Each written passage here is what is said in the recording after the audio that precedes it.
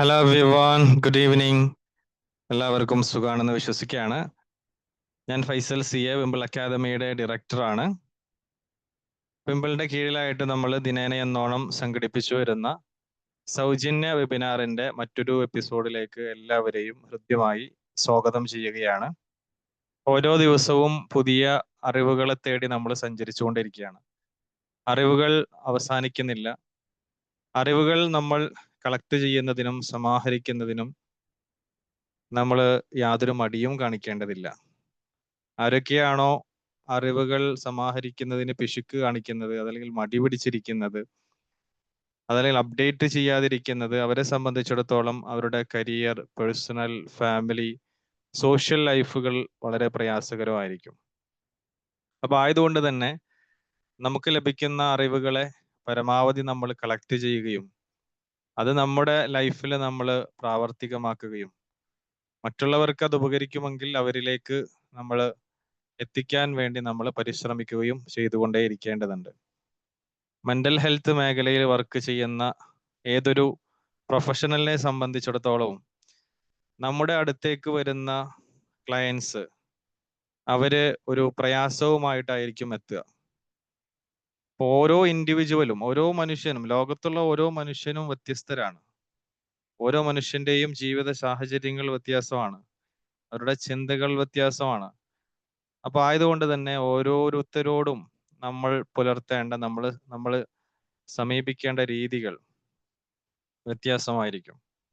അപ്പൊ ആയതുകൊണ്ട് തന്നെ നമ്മളുടെ അടുത്തേക്ക് എത്തുന്ന ഓരോ ക്ലയൻസുകളും ഓരോ കേസുകളായിരിക്കും.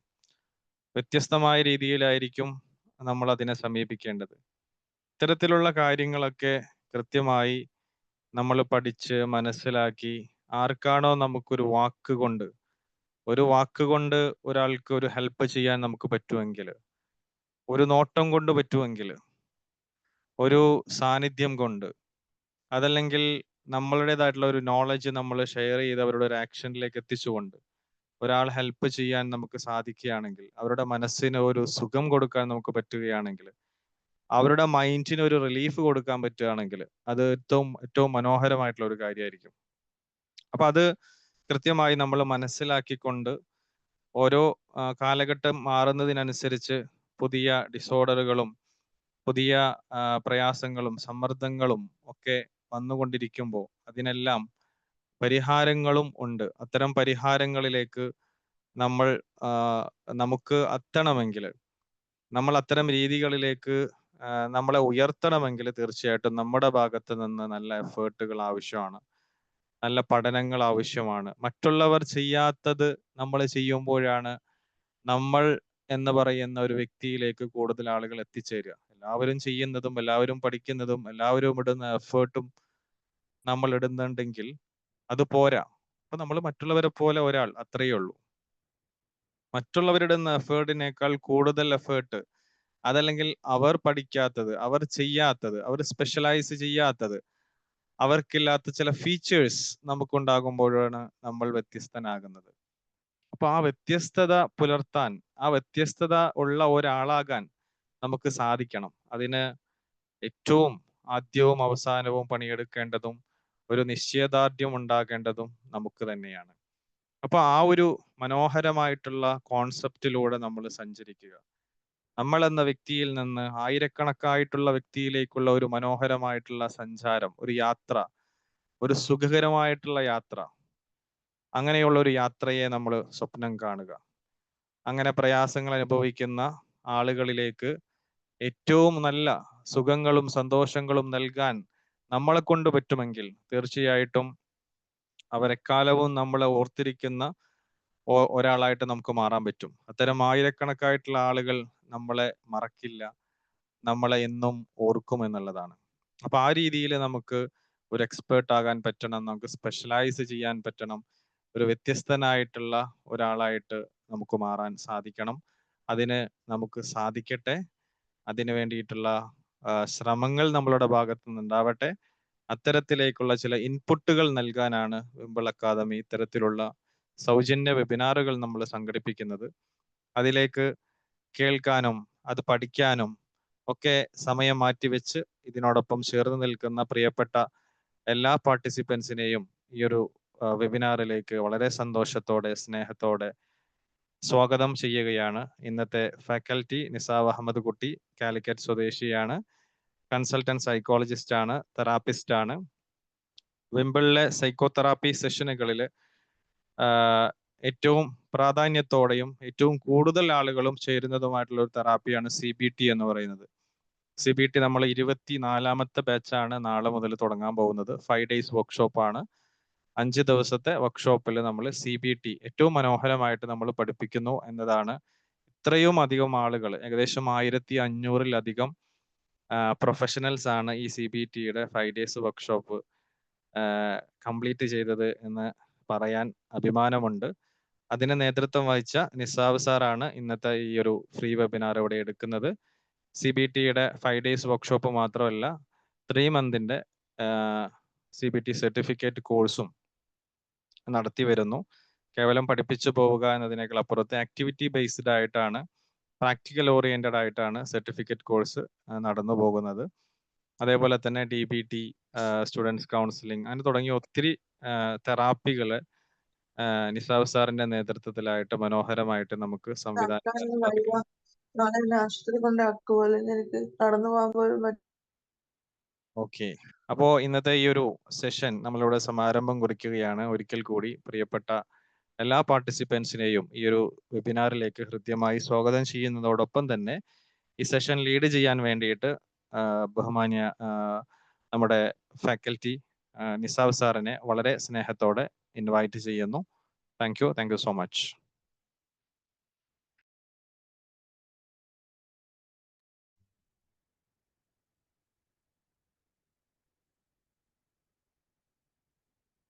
Hello, good evening. Good evening, sir. എന്തൊക്കെയാണ് വിശേഷങ്ങളൊക്കെ? നമ്മൾ കുറേ ആയി കണ്ടിട്ട്, കുറച്ച് സമയം കഴിഞ്ഞ് തോന്നുന്നില്ല, 1 മാസത്തിന് മുകളിലായിരുന്നുള്ളൂ ഫ്രീ വെബിനാർ വന്നിട്ട്. എല്ലാവരും ഓക്കെ അല്ലേ?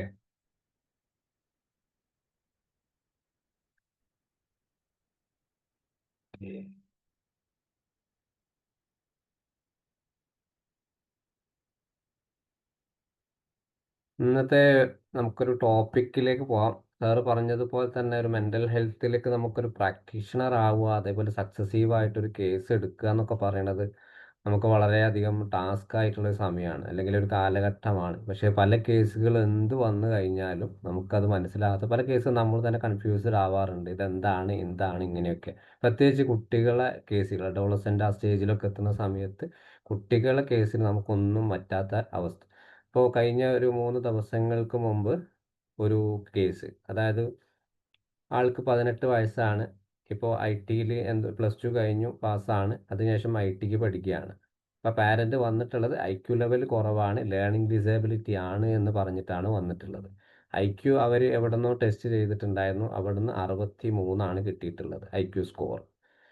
അതേപോലെ SQ ആണെങ്കിൽ ഏകദേശം 45 ആണ് അവർക്ക് കിട്ടിയിട്ടുള്ളത്. എന്നിട്ട് പോലും അവർ ലേണിംഗ് ഡിസേബിലിറ്റിനെ മാത്രം ഫോക്കസ് ചെയ്തു എന്നുള്ളതാണ്.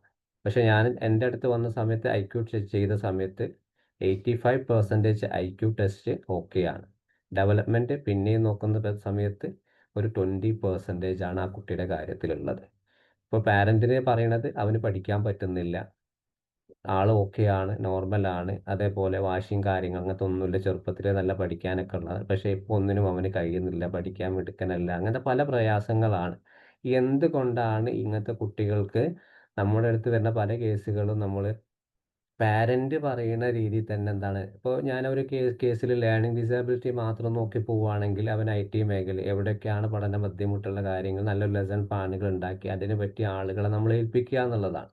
പക്ഷേ ഇതിനപ്പുറം അവൻ്റെ യഥാർത്ഥ പ്രശ്നം നമുക്ക് മനസ്സിലായി കഴിഞ്ഞാൽ നമുക്ക് ഇതേപോലെ ഒരു റെമഡിയേഷൻ്റെ ആവശ്യമുണ്ടോ, അല്ലെങ്കിൽ ഈ ഒരു നമ്മൾ വേറൊരാളെ റെഫറിൻ്റെ ആവശ്യമുണ്ടോ, ശരിക്കുള്ള പ്രയാസം അവന് മനസ്സിൽ കഴിഞ്ഞാൽ അവിടെയാണ് നമ്മൾ ഇന്നത്തെ ഒരു ടോപ്പിക്ക് വളരെയധികം റെലവൻ്റ് ആയി, ചൈൽഡ്ഹുഡ് അഡ്വൈസിറ്റി ആൻഡ് ന്യൂറൽ ഡെവലപ്മെൻറ്റ് എന്ന് പറയുന്നത്. അപ്പോൾ നിങ്ങളൊക്കെ കേട്ടിട്ടുണ്ടാകും അഡ്വൈസിറ്റി എന്ന് പറഞ്ഞാൽ എന്താണ്. ആരെങ്കിലും കേട്ടിട്ടുണ്ടോ അതിനെ പറ്റിയിട്ട്?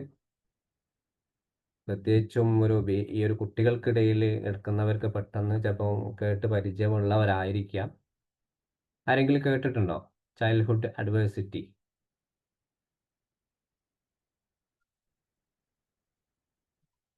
ഓക്കെ, ആരും നോ സർ, കേട്ടിട്ടുണ്ടാവില്ല. ആ ഓക്കെ. കേട്ടിട്ടില്ല. ആ ഓക്കെ. അപ്പോൾ ഈ ഒരു ചൈൽഡ്ഹുഡ് അഡ്വേഴ്സിറ്റി എന്ന് പറയുമ്പോൾ സാധാരണ കുട്ടികൾക്ക് അത് 14 വയസ്സിന് മുമ്പ് അത് ചെറു പ്രായത്തിൽ തന്നെ എന്താണ് കുട്ടികൾക്ക് നേരിടുന്ന മാനസികമായിട്ടുള്ള അല്ലെങ്കിൽ ശാരീരികമായിട്ടുള്ള അതേപോലെ സാമൂഹികമായിട്ടുള്ള പല ബുദ്ധിമുട്ടുകളിൽ നിന്നും പ്രതിസന്ധികളിലും ഉണ്ടാവുന്ന ആ ഒരു റീസൺ കാരണം അവരെ ബ്രെയിനെ ബാധിക്കുന്ന ഒരു രീതിയാണ് അഡ്വേഴ്സിറ്റി എന്ന് പറയുന്നത്.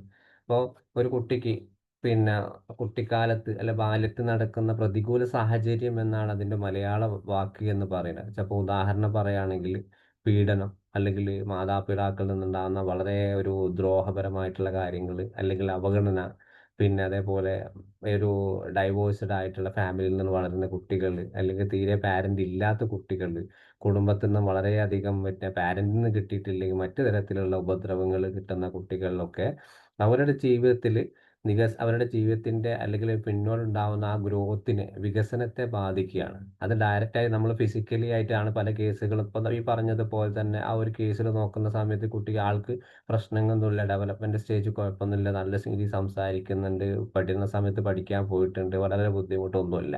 പക്ഷെ ഇതെങ്ങനെയാണ് ഒരു അഡ്വേർട്ടിസിറ്റി ചൈൽഡ്ഹുഡിലേക്ക് അങ്ങനെ മാറി വന്നിട്ടുള്ളത്?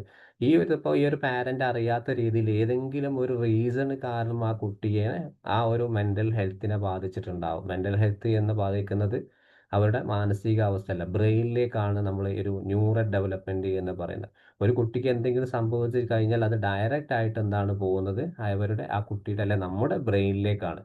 അപ്പോൾ ഈ ഒരു എക്സ്പീരിയൻസ് ഒക്കെ വെച്ച് നമുക്കെന്താണ് അവരുടെ കുട്ടികൾക്ക് ഉണ്ടാവുന്ന ഇമോഷണലി ചേഞ്ചസ് അല്ലെങ്കിൽ ചിന്താപരമായിട്ടുള്ള കൊഗ്നിറ്റീവ് അതേപോലെ സോഷ്യലായിട്ടുള്ള പല വികസനങ്ങളും എന്താണ് പതിയെ പതിയെ അതെന്താണ് കുറയാനുള്ള സാധ്യത കൂടും. അപ്പോൾ ഞാനെപ്പോഴും പല കേസുകളും അല്ലെങ്കിൽ ക്ലാസ്സുകളൊക്കെ പറയുന്നത് നമുക്കൊരു ബ്രെയിൻ സിസ്റ്റം ഉണ്ട്. അതായത് നമ്മുടെ ബ്രെയിൻ എന്ന് പറയും ഇപ്പോൾ നിലവിൽ നമ്മൾ ബ്രെയിനിൻ്റെ ഫോട്ടോ നമ്മൾ ലെഫ്റ്റ് ആൻഡ് റൈറ്റ് ആണ്.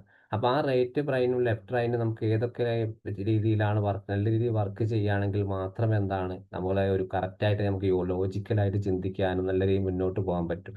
അതേ സമയത്ത് നമ്മൾ ആ ഒരു ബ്രെയിനിൻ്റെ മുകളിൽ ചെറിയൊരു കോട്ടിങ് പോലെയുള്ള ചെറിയൊരു പാടയുണ്ട്. ആ ഒരു പാട എന്ന് പറയുമ്പോൾ നമ്മളെ സ്റ്റേജിലൊക്കെ ചിലപ്പോൾ നല്ലൊരു പവറിൽ നിൽക്കുകയായിരിക്കും. നമുക്ക് ഏത് സമയത്ത് എന്ത് സംഭവിച്ചാലും ഏത് രീതിയിൽ മുന്നോട്ട് പോകണം എന്ന് പഠിക്കണം നമുക്ക് ചിന്തകളിലേ വരും. പക്ഷേ ഈ ഒരു കുട്ടിക്കാലത്ത് തന്നെ ഒരു ആങ്സൈറ്റി, ചെറിയൊരു കുട്ടിക്ക് ഒരു ആങ്സൈറ്റി എന്തെങ്കിലും പേടിപ്പെടുത്ത എന്തെങ്കിലും സംഭവം കഴിഞ്ഞാൽ അത് കുട്ടീനെ ബ്രെയിനിൽ അത് ജീവിതകാലം ബാധിക്കുകയാണ്. എനിക്കിങ്ങനെ തന്നെ പേടി എൻ്റെ കൂടെ എന്നും ഉണ്ടാവും, അതൊരു പേടിക്കേണ്ട കാര്യം തന്നെയാണ്, പിന്നെ പേടിച്ചില്ലെങ്കിൽ എനിക്ക് എന്തെങ്കിലും സംഭവിക്കും എന്നുള്ള ആ ഒരു ബിഹേവിയർ എന്താണ് കുട്ടിയുടെ മനസ്സിൽ ബാധിക്കും. അതെന്താ ബ്രെയിനിലെ ആ ഒരു നമ്മൾ നേരത്തെ പറഞ്ഞിട്ടുള്ള ആ കോട്ടിങ്ങിനെ, അതായത് രാസപ്രവർത്തനം എന്നാണ് പറയുക. ഈ ഒരു രാസപ്രവർത്തനത്തിൻ്റെ ഏറ്റക്കുറച്ചിലുകൾ കാരണം എന്താണ് കുട്ടിക്ക് ചിലപ്പോൾ ഈ പറഞ്ഞിട്ടുള്ള ആ ഒരു ഇമോഷണലായിട്ടും ചിന്താപരമായി സോഷ്യലായിട്ട് ഡെവലപ്മെൻ്റ് ഒക്കെ എന്താണ് പതിയെ പതിയെ അത് കുറയാനും കൂടാനൊക്കെ സാധ്യതകൾ കൂടുതലാണ്. അപ്പോൾ പിന്നീട് എന്ത് ചെയ്യും, ഇത് കാരണം എന്താണ് ആ ഒരു ബ്രെയിനിൻ്റെ സ്ട്രക്ചർ, ഫങ്ഷന്, അതേപോലെ ഒരു ചിന്ത വരുന്നു അത് ഡയറക്റ്റായിട്ട് ചിന്തയിലുമായിട്ട് കണക്ട് ചെയ്യുമ്പോഴാണ് അത് പുറത്തേക്ക് വരുന്നത്, അല്ലെങ്കിൽ പ്രവർത്തനത്തിലൂടെ അത് പുറത്തേക്ക്. പക്ഷെ എന്താണ് ആ ഒരു ചിന്തകൾ മാത്രം എന്താണ് അവരെ ബ്രെയിനിലൂടെ ഇറങ്ങി തിരിച്ച് അത് പ്രവർത്തനത്തിൽ മറ്റൊരു അഗ്രസീവ് ആയിട്ടുള്ള ഒരു ബിഹേവിയർ ആയിട്ടായിരിക്കും ഇപ്പോൾ നമ്മൾ കാണുക. അത് ചിലപ്പോൾ ഈ ഒരു ഉദാഹരണം പറയാൻ കുട്ടികൾ അനുഭവിക്കുന്ന ചലഞ്ചസ് ഉണ്ട്. സ്കൂളിലായിട്ട് ടീച്ചേഴ്സുമായിട്ടുള്ള റിലേഷൻഷിപ്പുകൾ, അല്ലെങ്കിൽ ഫ്രണ്ട് സർക്കിളുമായിട്ടുള്ള റിലേഷൻഷിപ്പുകൾ, അതേപോലെ സ്കൂൾ പെർഫോമൻസുകൾ, അതേപോലെ ഈ കുട്ടികൾക്കിടയിൽ നമ്മുടെ പെയർ ഗ്രൂപ്പ്, സിബ്ലിംഗ് ഗ്രൂപ്പ് അവർക്കിടയിൽ ഉണ്ടാവുന്ന പ്രശ്നങ്ങൾ. മെയിൻ പറഞ്ഞ ഡെയിലി ഫങ്ഷൻസിലെ എല്ലാ പ്രവർത്തനങ്ങളും എന്താണ് ഈ ഒരു ന്യൂറൽ ഡെവലപ്മെൻറ്റിൻ്റെ ഭാഗമായിട്ട് ഇപ്പോൾ കുട്ടികൾക്ക് പല രീതിയിൽ നമുക്ക് ബാധിക്കാനുള്ള സാധ്യതയുണ്ട്. ഞാനിപ്പോൾ പറഞ്ഞു വരുന്നത് ഒരു കുട്ടിക്ക് എന്തൊക്കെയോ പ്രശ്നങ്ങളുണ്ട്, പക്ഷെങ്കിൽ അത് ഏത് രീതിയിൽ പരിഹരിക്കാം എന്നുള്ളതല്ല. എന്തുകൊണ്ടാണ് ഈ ഒരു കുട്ടികൾക്ക് ഇത് വരുന്നത്, എന്താണ് ഒരു ബ്രെയിനിൽ ശരിക്കും ഒരു പ്രവർത്തനം എന്ന് അതിൻ്റെ ഒരു യാഥാസ്ഥികം പറയുകയാണെങ്കിൽ എന്താണ് അവരുടെ ബ്രെയിനിൽ നടക്കുന്നത് എന്നുള്ളതാണ്. അപ്പോൾ ഇതിൽ നോക്കുന്ന സമയത്ത് ചൈൽഡ്ഹുഡ് അഡ്വൈസറ്റി നമ്മൾ നേരത്തെ പറഞ്ഞു, ഒരു നെഗറ്റീവ് ആയിട്ടുള്ള ഇൻഫോർമേഷൻ അല്ലെങ്കിൽ എന്തെങ്കിലും എൻവിറോൺമെൻറ്റിൽ വെച്ച് ഏതെങ്കിലും സാഹചര്യങ്ങൾക്ക് വെച്ച് ഒരു ചെറു പ്രായത്തിൽ തന്നെ എന്താണ് അവരുടെ മാനസികമായിട്ടും ശാരീരികമായിട്ടും ബുദ്ധിമുട്ടാകുന്ന രീതിയിൽ അവർ അനുഭവിക്കുന്ന കാര്യങ്ങൾ എന്താണ് പിന്നീട് അത് ബ്രെയിനെ ബാധിക്കും എന്നതാണ് കാരണം പിന്നീട് അവരുടെ ചിന്തകൾ വരികയാണ്. നേരത്തെ ഒരു ആങ്സൈറ്റി പറഞ്ഞതുപോലെ ഒരു അബ്യൂസ് നടന്ന പോലെ ആ കുട്ടിയുടെ മനസ്സിലെന്താണ് മറ്റുള്ള ചുറ്റുപാടുള്ള ആളുകളൊക്കെ എന്താണ് ഉപദ്രവകാരികളാണ്. അതുകൊണ്ട് എനിക്ക് എപ്പോഴും പേടിച്ചേ ജീവിക്കാൻ പറ്റൂ, അല്ലെങ്കിൽ ആളുകൾക്കിടയ്ക്ക് മുന്നോട്ട് ഇറങ്ങാൻ പറ്റില്ല. ഇങ്ങനെ പല കാരണങ്ങളും ഉണ്ടാവും. അപ്പോൾ അതേപോലെ ഈ പറഞ്ഞ അല്ലെങ്കിൽ നമ്മൾ വളരെ സ്ട്രിക്റ്റ് ആയിട്ടുള്ള ഒരു ഫ്രീഡം കൊടുക്കാത്തൊരു പാരന്റ് ശൈലിയാണെങ്കിൽ എന്താണ് കുട്ടിക്ക് തന്നെ സ്വയമായിട്ടൊരു ഡിപ്പെൻഡൻ്റ് ആയിട്ട് വളരാനുള്ള സാഹചര്യം ഒന്നും ആ കുടുംബത്തിൽ ഉണ്ടായിക്കില്ല. പുറത്തെ സോഷ്യലായിട്ട് ഒന്ന് ഇടപെടാനുള്ള സ്വാതന്ത്ര്യം കുട്ടിക്ക് ഓട്ടോമാറ്റിക്കായി അതിപ്പോൾ അവിടെ പാരന്റ് ഉണ്ടായിക്കൊള്ളണമെന്നില്ല. പിന്നീട് എന്താ അവർ വളർന്നത് എന്താണ് ഞാൻ ഇങ്ങനെയൊക്കെ ആയേ പറ്റൂ എന്നുള്ള ചിന്ത ഉള്ളത് കൊണ്ട് തന്നെ ആളൊന്ന് സോഷ്യലായിട്ട് കൂടുതൽ ഇടപഴകാനോ മറ്റുള്ള ഫ്രണ്ട് സർക്കിളിൽ പോകാനോ ഇതിലൊന്നും സാഹചര്യം ആ കുട്ടിയെ അനുവദിക്കില്ല. ഈ ഒരു രീതിയാണ് നമ്മൾ ചൈൽഡ്ഹുഡ് അഡ്വൈസിറ്റി എന്ന് പറയും. എന്താണ് ചിലപ്പോൾ നമ്മൾ നല്ല രീതിയിൽ കുട്ടികളെ ചെറുപ്രായത്തിൽ തന്നെ നല്ല രീതിയിൽ വളർത്തുന്ന പാരന്റ് ഉണ്ട്. അതൊക്കെയാണ് ആ കുട്ടികൾ ഈ വളരുന്ന മുന്നോട്ട് പോവുകയാണ് അവരുടെ ഡെവലപ്മെന്റിൽ ഒരു പ്രശ്നങ്ങളും അവർക്ക് ഉണ്ടാവില്ല. ഇതേപോലെയാണ്.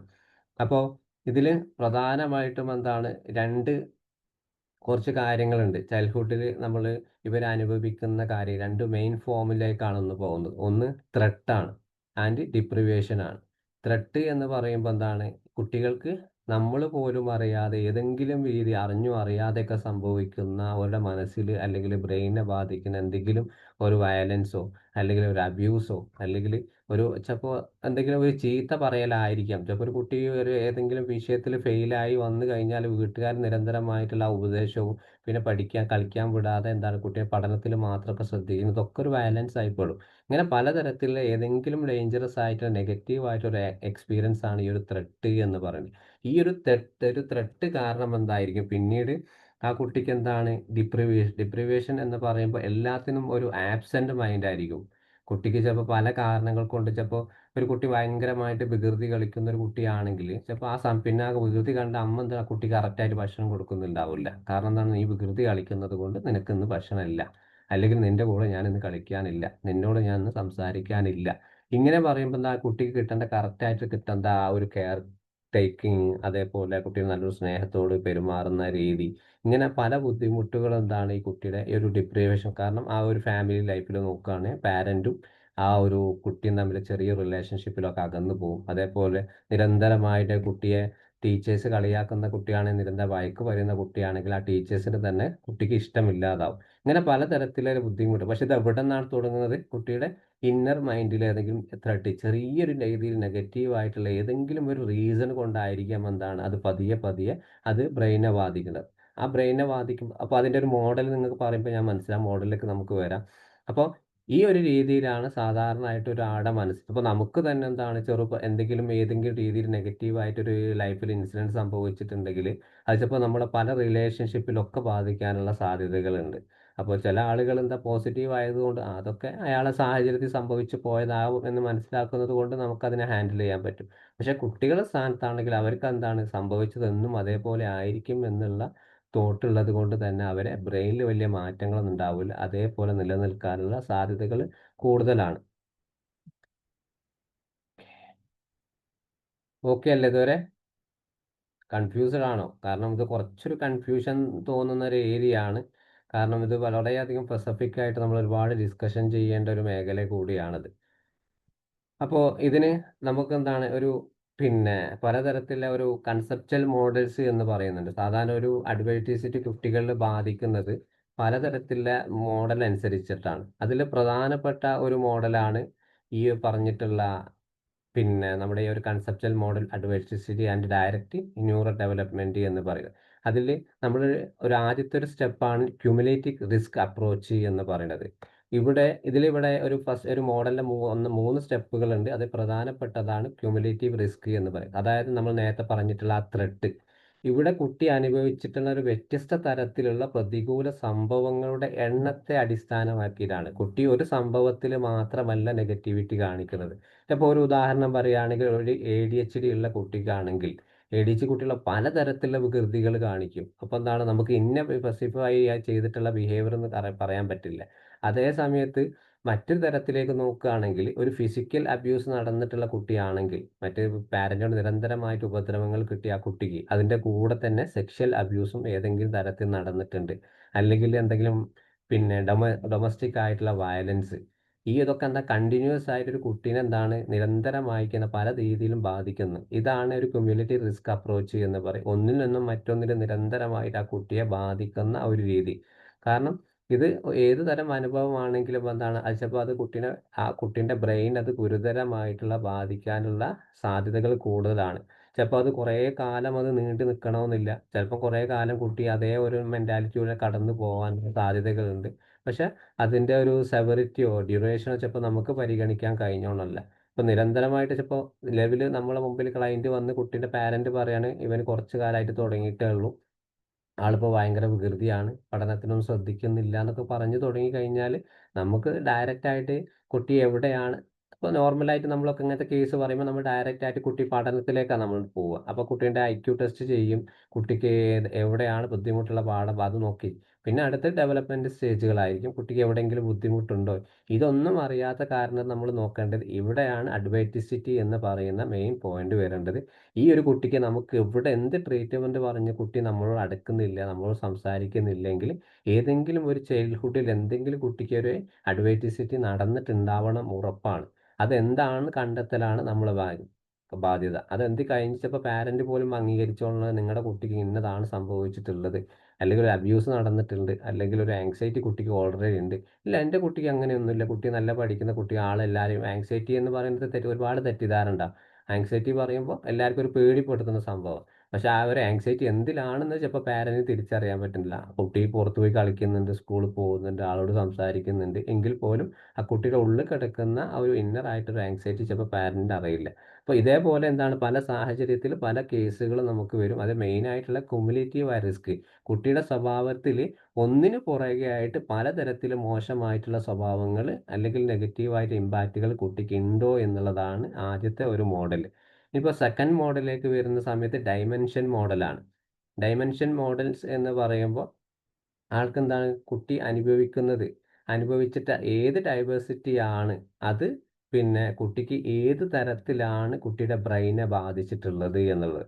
അപ്പോൾ ഒരു ത്രെട്ട് അവിടെ നേരത്തെ നമ്മൾ പറഞ്ഞിട്ടുള്ള ത്രെട്ട് അവിടെ ഉണ്ടാവുന്നു. കുട്ടിക്ക് ഭീഷണിയോ അല്ലെങ്കിൽ അബ്യൂസോ അല്ലെങ്കിൽ എന്തെങ്കിലും വയലൻസുകളോ കുട്ടിക്ക് നിരന്തരമായിട്ട് കാണിച്ചിട്ടുണ്ടെങ്കിൽ അപ്പോൾ ഇതെങ്ങനെ നമുക്ക് വയലൻസ് സംഭവിച്ചിട്ടുള്ള കുട്ടിക്കാണെങ്കിൽ ആ കുട്ടി അതേപോലെ സ്വഭാവങ്ങൾ കാണിക്കാനുള്ള സാധ്യത കൂടുതലാണ്.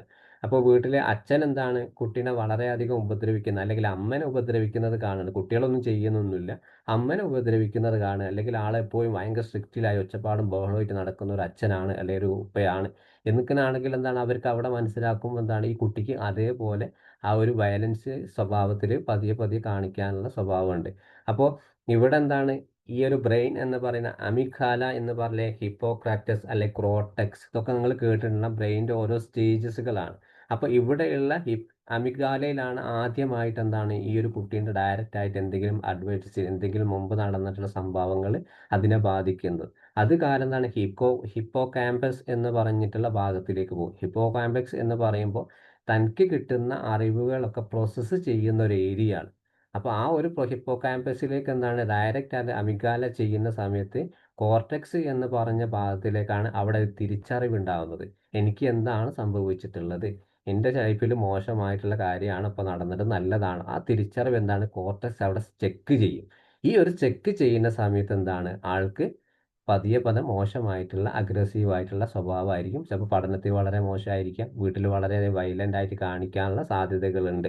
ഇതാണ് ഡയമെൻഷൻ മോഡൽ എന്ന്. ഇനിയിപ്പോൾ ഡയമെൻഷൻ പ്ലസ് മെക്കാനിസ്റ്റിക് മോഡൽ എന്ന് പറയുമ്പോൾ അടുത്ത സ്റ്റെപ്പൊക്കെ എന്താണ് അവിടെ അവരുടെ ഈ ഒരു നമ്മൾ നേരത്തെ പറഞ്ഞ ആ കോർട്ടക്സിൽ നിൽക്കുന്ന പ്രവർത്തന ശൈലിയാണ് അവിടെ സ്റ്റക്കായതിനു ശേഷം വീണ്ടും പുറത്തേക്ക് വരുന്ന കുട്ടിയുടെ സ്വഭാവമാണ് ഈ ഒരു മെക്കാനിസ്റ്റിക് മോഡലിലേക്ക് വരുന്നത്.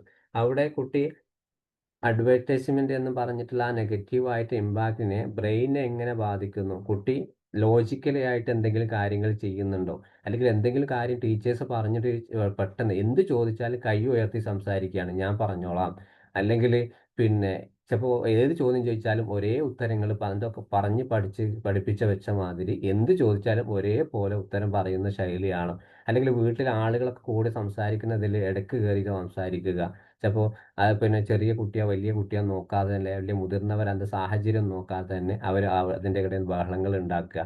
ഇതൊക്കെ എന്താണ് ആ ഒരു സ്റ്റെക്നെസ് കൂടുതലാവുന്നത് കൊണ്ടുണ്ടാകുന്ന ഒരു എംപാക്റ്റാണ് ഈ ഒരു മെക്കാനിസ്റ്റിക് മോഡലിലേക്ക് വരുന്നത്.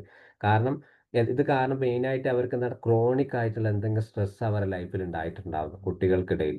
മെയിനായിട്ട് ഏതെങ്കിലും ഒരു സാഹചര്യം നമ്മുടെ കുട്ടികളുടെ സ്വഭാവം നമുക്ക് പോലും മനസ്സിലാവാത്ത സാഹചര്യമാണ് ഈ ഒരു കാലഘട്ടത്തിൽ. എന്തുകൊണ്ടാണ് ഈ ഒരു കുട്ടിക്ക് ഇത് സംഭവിച്ചിട്ടുള്ളത്, എന്തുകൊണ്ടാണ് എൻ്റെ മകൾ ഈ ഒരു പെരുമാറ്റം നമ്മളോട് സംസാരിക്കുന്നത്. ഇപ്പം അടുത്തൊരു പാരന്റ് നമ്മളോട് പറഞ്ഞതാണ്, മകൾ എന്നോട് എപ്പോഴും മോശമായിട്ടുള്ളൊരു സ്വഭാവമാണ് പറയുന്നത്. അമ്മ നിരന്തരമായിട്ട് പരക്കറിയണം അവർ ഏതെങ്കിലും രീതിയിൽ ഒന്ന് കൗൺസിൽ ചെയ്തൊന്ന് മാറ്റാൻ പറ്റുമോ എന്നുള്ളത്. പല സെന്ററിൽ പോയിട്ടുണ്ട്, പക്ഷെ എവിടെ ഒരു മാറ്റങ്ങളില്ല. ഇങ്ങനത്തെ കുട്ടികൾ എന്താണ്, അവൾ എന്ത് പറഞ്ഞാലും എന്താണ് എന്നെ ചീത്ത പറയാണ്, ഒന്നും അനുസരിക്കുന്നില്ല. ഇവിടെ രണ്ടാക്കും എന്തുകൊണ്ട് മനസ്സിലാകുന്നില്ല, മകൾ എന്തെങ്കിലും പറയുമ്പോൾ മകൾ 1 പറയുകയാണെങ്കിൽ അമ്മ 10 പറയുന്നുണ്ട്, അല്ലെങ്കിൽ മകൾ 10 പറയുന്നത് അമ്മ ഒരു 5 എണ്ണെങ്കിൽ പറയുന്നത്. രണ്ടുപേരും ഒരേ രീതിയിൽ എന്താണ് റെസ്പോൺസ് ചെയ്യുന്നുണ്ട് എന്നുള്ളതാണ്. അവിടെയാണ് ഈ ഒരു മെക്കാനിസ്റ്റിക് മോഡൽ വർക്ക് ചെയ്യുന്നത്. ഇനിയിപ്പോൾ അടുത്തൊരു ഡെവലപ്മെന്റ് ടൈം എന്താ ചോദിക്കുന്നുണ്ടോ? ഓക്കെ. അപ്പോ അടുത്തത്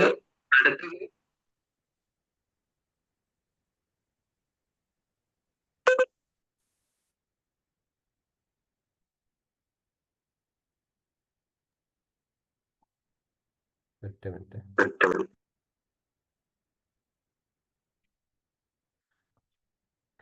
സൗണ്ട് ഓക്കെ അല്ലേ? എന്തെങ്കിലും ബുദ്ധിമുട്ടുണ്ടോ? ഇല്ല, ഓക്കെ ആണ്. ഓക്കെ. അപ്പോൾ അടുത്തത് ഡെവലപ്മെന്റൽ ടൈമിംഗ് മോഡൽസ് ആണ്. അതായത് രാധാകൃഷ്ണൻ സാറിന് ജസ്റ്റ് നോക്കാത്തോ, എന്തോ ഒരു ഇമ്പാക്ട് വരുന്നുണ്ട്. Okay okay, thank you. അപ്പോൾ ഇവിടെ നമ്മൾ ഡെവലപ്മെന്റ് ടൈമിംഗ് മോഡൽസ് ആണ് അടുത്തത്. എപ്പോഴാണ് ഈ ഒരു അഡ്വേഴ്സിറ്റി സംഭവിക്കുന്നത് എന്ന് ബ്രെയിന് വലിയ വ്യത്യാസം ഉണ്ടാക്കുന്ന ഒരു രീതിയാണ്. ആദ്യം നമ്മൾ പറഞ്ഞു ഡൈമെൻഷൻ, ഒരു ത്രെട്ട് കുട്ടിക്ക് ക്രോണിക് ആയിട്ടുള്ള ഒരു സ്ട്രെസ് ഉണ്ടാകുന്നത്, അത് ചിലപ്പോൾ വളരെ രീതിയിൽ എന്താണ് കുട്ടീനെ ബാധിക്കുന്ന ഒരു രീതി. അതേസമയം ഡയമെൻഷൻ മെക്കാനിസ്റ്റിക് എന്ന് പറഞ്ഞ ആ ഒരു കോർട്ടക്സ് സ്റ്റേജിലെത്തുമ്പോൾ സ്റ്റക്കായിട്ട് പ്രവർത്തനം മുന്നോട്ട് മോശമായിട്ടുള്ള ഒരു സ്വഭാവം കുട്ടി കാണിച്ചു തുടങ്ങുന്നത്.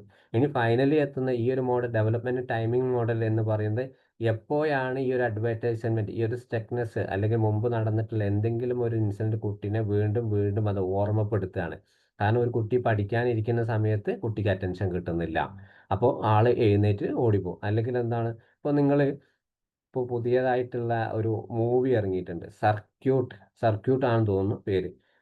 അതിൽ തന്നെ ആസിഫ് അലി, അതിലൊരു കുട്ടി ADHD ഹൈ ആയിട്ടുള്ള ഹൈപ്പർ ആക്ടിവിറ്റി. ആ കുട്ടി ചെയ്യുന്ന ഓരോ രീതിയും നമ്മൾ സൈക്കോളജിക്കൽ തീമിൽ നമ്മൾ ആ മൂവിയെ കാണണം. എന്നാൽ മാത്രം അതിൻ്റെ ശരിക്കുള്ള ആ രീതി നമുക്ക് മനസ്സിലാകാൻ പറ്റും. ആ കുട്ടിക്ക് എന്ത് പാരന്റ് ചെയ്ത് കൊടുത്താൽ പോലും എന്താണ് അവിടെ ഒന്നും കുട്ടി അനുസരിക്കുന്നില്ല. ആ കുട്ടിക്ക് ഭയങ്കര വാശി, എനിക്കത് കിട്ടണം എന്ന് പറഞ്ഞാൽ ഭയങ്കര കിട്ടണം. അതേ സമയത്ത് പാരന്റും അതേ കുട്ടീനോട് അതേ രീതിയിൽ പെരുമാറാണ്. ഈ ഒരു ടൈപ്പിൽ എന്താണ് കുട്ടികൾക്ക് ചിലപ്പോൾ നമ്മൾ കൊടുക്കുന്ന ആ ഒരു റെസ്പോൺസ് അതേപോലെ ഈ പറഞ്ഞതുപോലെ അഡ്വേഴ്സിറ്റി കൂടുതലാവാനുള്ള സാധ്യതകൾ കൂടുതലാണ്. ഇതാണ് ഡെവലപ്മെന്റ് ടൈമിംഗ് മോഡൽ എന്ന് പറയുന്നത്. ആ ഇൻസിഡൻസ് എന്നാണ് സംഭവിച്ചത് അത് കുറയാതെ കുട്ടി ഏതൊരു നല്ല പ്രവർത്തനയ്ക്ക് പോവുകയാണെങ്കിലും ആ മെമ്മറിയിൽ നിന്ന് ചെറിയ ചെറിയ ഓർമ്മകളായിട്ട് എനിക്ക് മുമ്പ് സംഭവിച്ചിട്ടുണ്ട് എന്ന് കുട്ടിയുടെ ആ ഒരു അറ്റൻഷനിലേക്ക് കൊണ്ടുവരികയാണ്. ആ സമയത്ത് കുട്ടി പഠിക്കാനിരിക്കുന്നില്ല, പഠിക്കാനിരുന്ന് കഴിഞ്ഞാൽ എനിക്ക് ബാത്റൂമിൽ പോകണം, വിശക്കുന്നു, വെള്ളത്തിന് ദാഹിക്കുന്നു, പല റീസൺ പറഞ്ഞിട്ട് കുട്ടി പല രീതിയിൽ പോകാനുള്ള സാധ്യതകൾ കൂടുതലാണ്. ഇവിടെ ഈ ഒരു സ്റ്റേജിൽ ഏറ്റവും കൂടുതൽ സമയം ഏർലി ചൈൽഡ്ഹുഡിലാണ്. ഒരു 3 വയസ്സിനുള്ളിൽ ഇങ്ങനെയൊക്കെ സംഭവിച്ചു കഴിഞ്ഞാൽ, നമ്മൾ ഈ പറഞ്ഞിട്ടുള്ള ഏതെങ്കിലും ഒരു കാര്യം കുട്ടിക്ക് സംഭവിച്ചിട്ടുണ്ടെങ്കിൽ അത് കറക്റ്റായിട്ട് ബാധിക്കുന്നത് ഏതാണ്? സെൻസറിയാണ്. സെൻസറി എന്ന കുട്ടി കാണുന്ന, എൻ്റെ കൺമുമ്പിൽ കാണുന്ന എന്തൊക്കെയാണ് കണ്ടുപഠിച്ചിട്ടുള്ളത്, ഏതൊക്കെ രീതിയിലാണ് അത് എന്നെ അനുഭവിച്ചിട്ടുള്ളത്, എനിക്ക് ബാധിച്ചിട്ടുള്ളത്, കറക്റ്റായിട്ട് അത് ബ്രെയിനിലേക്ക് അങ്ങ് കൊടുക്കും. ഈ ഒരു ബ്രെയിൻ അറ്റാച്ച്മെന്റ് എന്നാണ് പറയുക. ഈ ഒരു അറ്റാച്ച്മെന്റ് ചെയ്യുന്നത് കൊണ്ട് ലേറ്റർ ചൈൽഡ്ഹുഡിൽ ഒരു 13, 14 വയസ്സിലാകുമ്പോൾ ചിലപ്പോൾ 13, 14 വയസ്സുള്ള കുട്ടിക്ക് ഒരു കുഴപ്പവും ഉണ്ടാവില്ല. അപ്പോൾ ഈ മുമ്പ് ബാധിച്ചിട്ടുള്ള ആ ഒരു ഇൻസിഡൻസ് പിന്നെ അഡോളസെന്റ് സ്റ്റേജിലായിരിക്കും ബാധിക്കുക. അവിടെ എന്താണ് ഇമോഷൻ റെഗുലേഷൻ, സ്വന്തമായിട്ട് ഇമോഷൻസിനെ മനസ്സിലാക്കാൻ പറ്റാത്ത ഒരു ഐഡന്റിറ്റിക്ക്, ഡിസ്ഫോർമിക് എന്ന് പറഞ്ഞിട്ടുള്ള ആ ഒരു ഡിസോർഡറൊക്കെ കുട്ടികൾക്ക് വരാനുള്ള സാധ്യതകൾ കൂടുതലാണ്. അതെന്തുകൊണ്ടാണ്? ഈ ഡെവലപ്മെന്റ് ടൈം മോഡൽ കറക്റ്റായിട്ട് വർക്ക് ചെയ്യാത്തത് കൊണ്ട്. ഇനി അടുത്തൊരു മോഡലാണ് വളരെ ഇമ്പോർട്ടൻ്റ് ആയിട്ടുള്ളതാണ് സ്ട്രെസ് ആക്സിലറേഷൻ മോഡൽ എന്ന് പറയുന്നത്. ഇതും എന്താണ് ഈ ഒരു നമ്മൾ നേരത്തെ പറഞ്ഞിട്ടുള്ള പല കാരണങ്ങൾ എന്താണ് ബ്രെയിനിനെ വളർച്ചയ്ക്ക് വേഗത കൂട്ടുന്ന രീതി. ഏത് രീതിയിലാണ് ബ്രെയിനിനെ വളർച്ച കൂട്ടുന്നത്? നമുക്ക് നോർമലായിട്ട് നമ്മുടെ കുട്ടിക്കാലത്ത് എന്തെങ്കിലും സെൻസിറ്റീവ് ആയിട്ടുള്ള ഏതെങ്കിലും ഒരു ഇൻസിഡന്റ് സംഭവിച്ചിട്ടുണ്ടെങ്കിൽ, അല്ലെങ്കിൽ നല്ല രീതിയിൽ സ്നേഹപൂർവ്വമായിട്ടുള്ള മാതാപിതാക്കളോ കെയർ ടേക്കറോ നമ്മുടെ കൂട്ടത്തിൽ, കുട്ടിയുടെ കൂട്ടത്തിൽ, അല്ലെ നമ്മുടെ കൂടെ നമുക്ക് കിട്ടിയിട്ടുണ്ടെങ്കിൽ, അവിടെ നല്ല രീതിയിൽ ഇമോഷണൽ ലേണിംഗ് അല്ലെങ്കിൽ നല്ല ഇമോഷണൽ റെഗുലേഷൻസ് ഒക്കെ നമ്മൾ കൺട്രോൾ ചെയ്യാൻ നമ്മളെ കുട്ടികളെ പഠിപ്പിച്ചിട്ടുണ്ടെങ്കിൽ, ആ കുട്ടിക്ക് എന്താണ് നല്ല രീതിയിൽ ആ ഒരു പിന്നെ മോഡൽ മുന്നോട്ട് പോകും. അതേ ബ്രെയിൻ അമിഗ്ഡാല അതേപോലെ ആ സർക്യൂട്ട് ആയിട്ടുള്ള പല മേഖലയിലും കുട്ടിക്ക് നല്ല രീതിയിൽ വളർച്ചകൾ ഉണ്ടാവും. അതേ സമയത്ത് ഇതൊരു അഡ്വൈറ്റിസിറ്റി, അതിൻ്റെ ആ ഒരു പ്രതികൂല സാഹചര്യം ഇതൊന്നും കിട്ടാത്ത ഒരാളാണെങ്കിൽ എന്താണ് ഈ അമിഗ്ഡാല എന്ന് പറഞ്ഞിട്ടുള്ള ബ്രെയിനിന്റെ ഏറ്റവും പാർട്ടായിട്ടുള്ള അവിടെ എന്താണ് സാധാരണയായിട്ട് ഒരു ക്രൈസിസ് സംഭവിക്കാനുള്ള സാധ്യത കൂടുതലാണ്. അപ്പോൾ കുട്ടി നല്ല രീതിയിൽ സംസാരിക്കാൻ തുടങ്ങിയിട്ടുള്ള 1.5 വയസ്സായിട്ട് കുട്ടി സംസാരിക്കുന്നില്ല.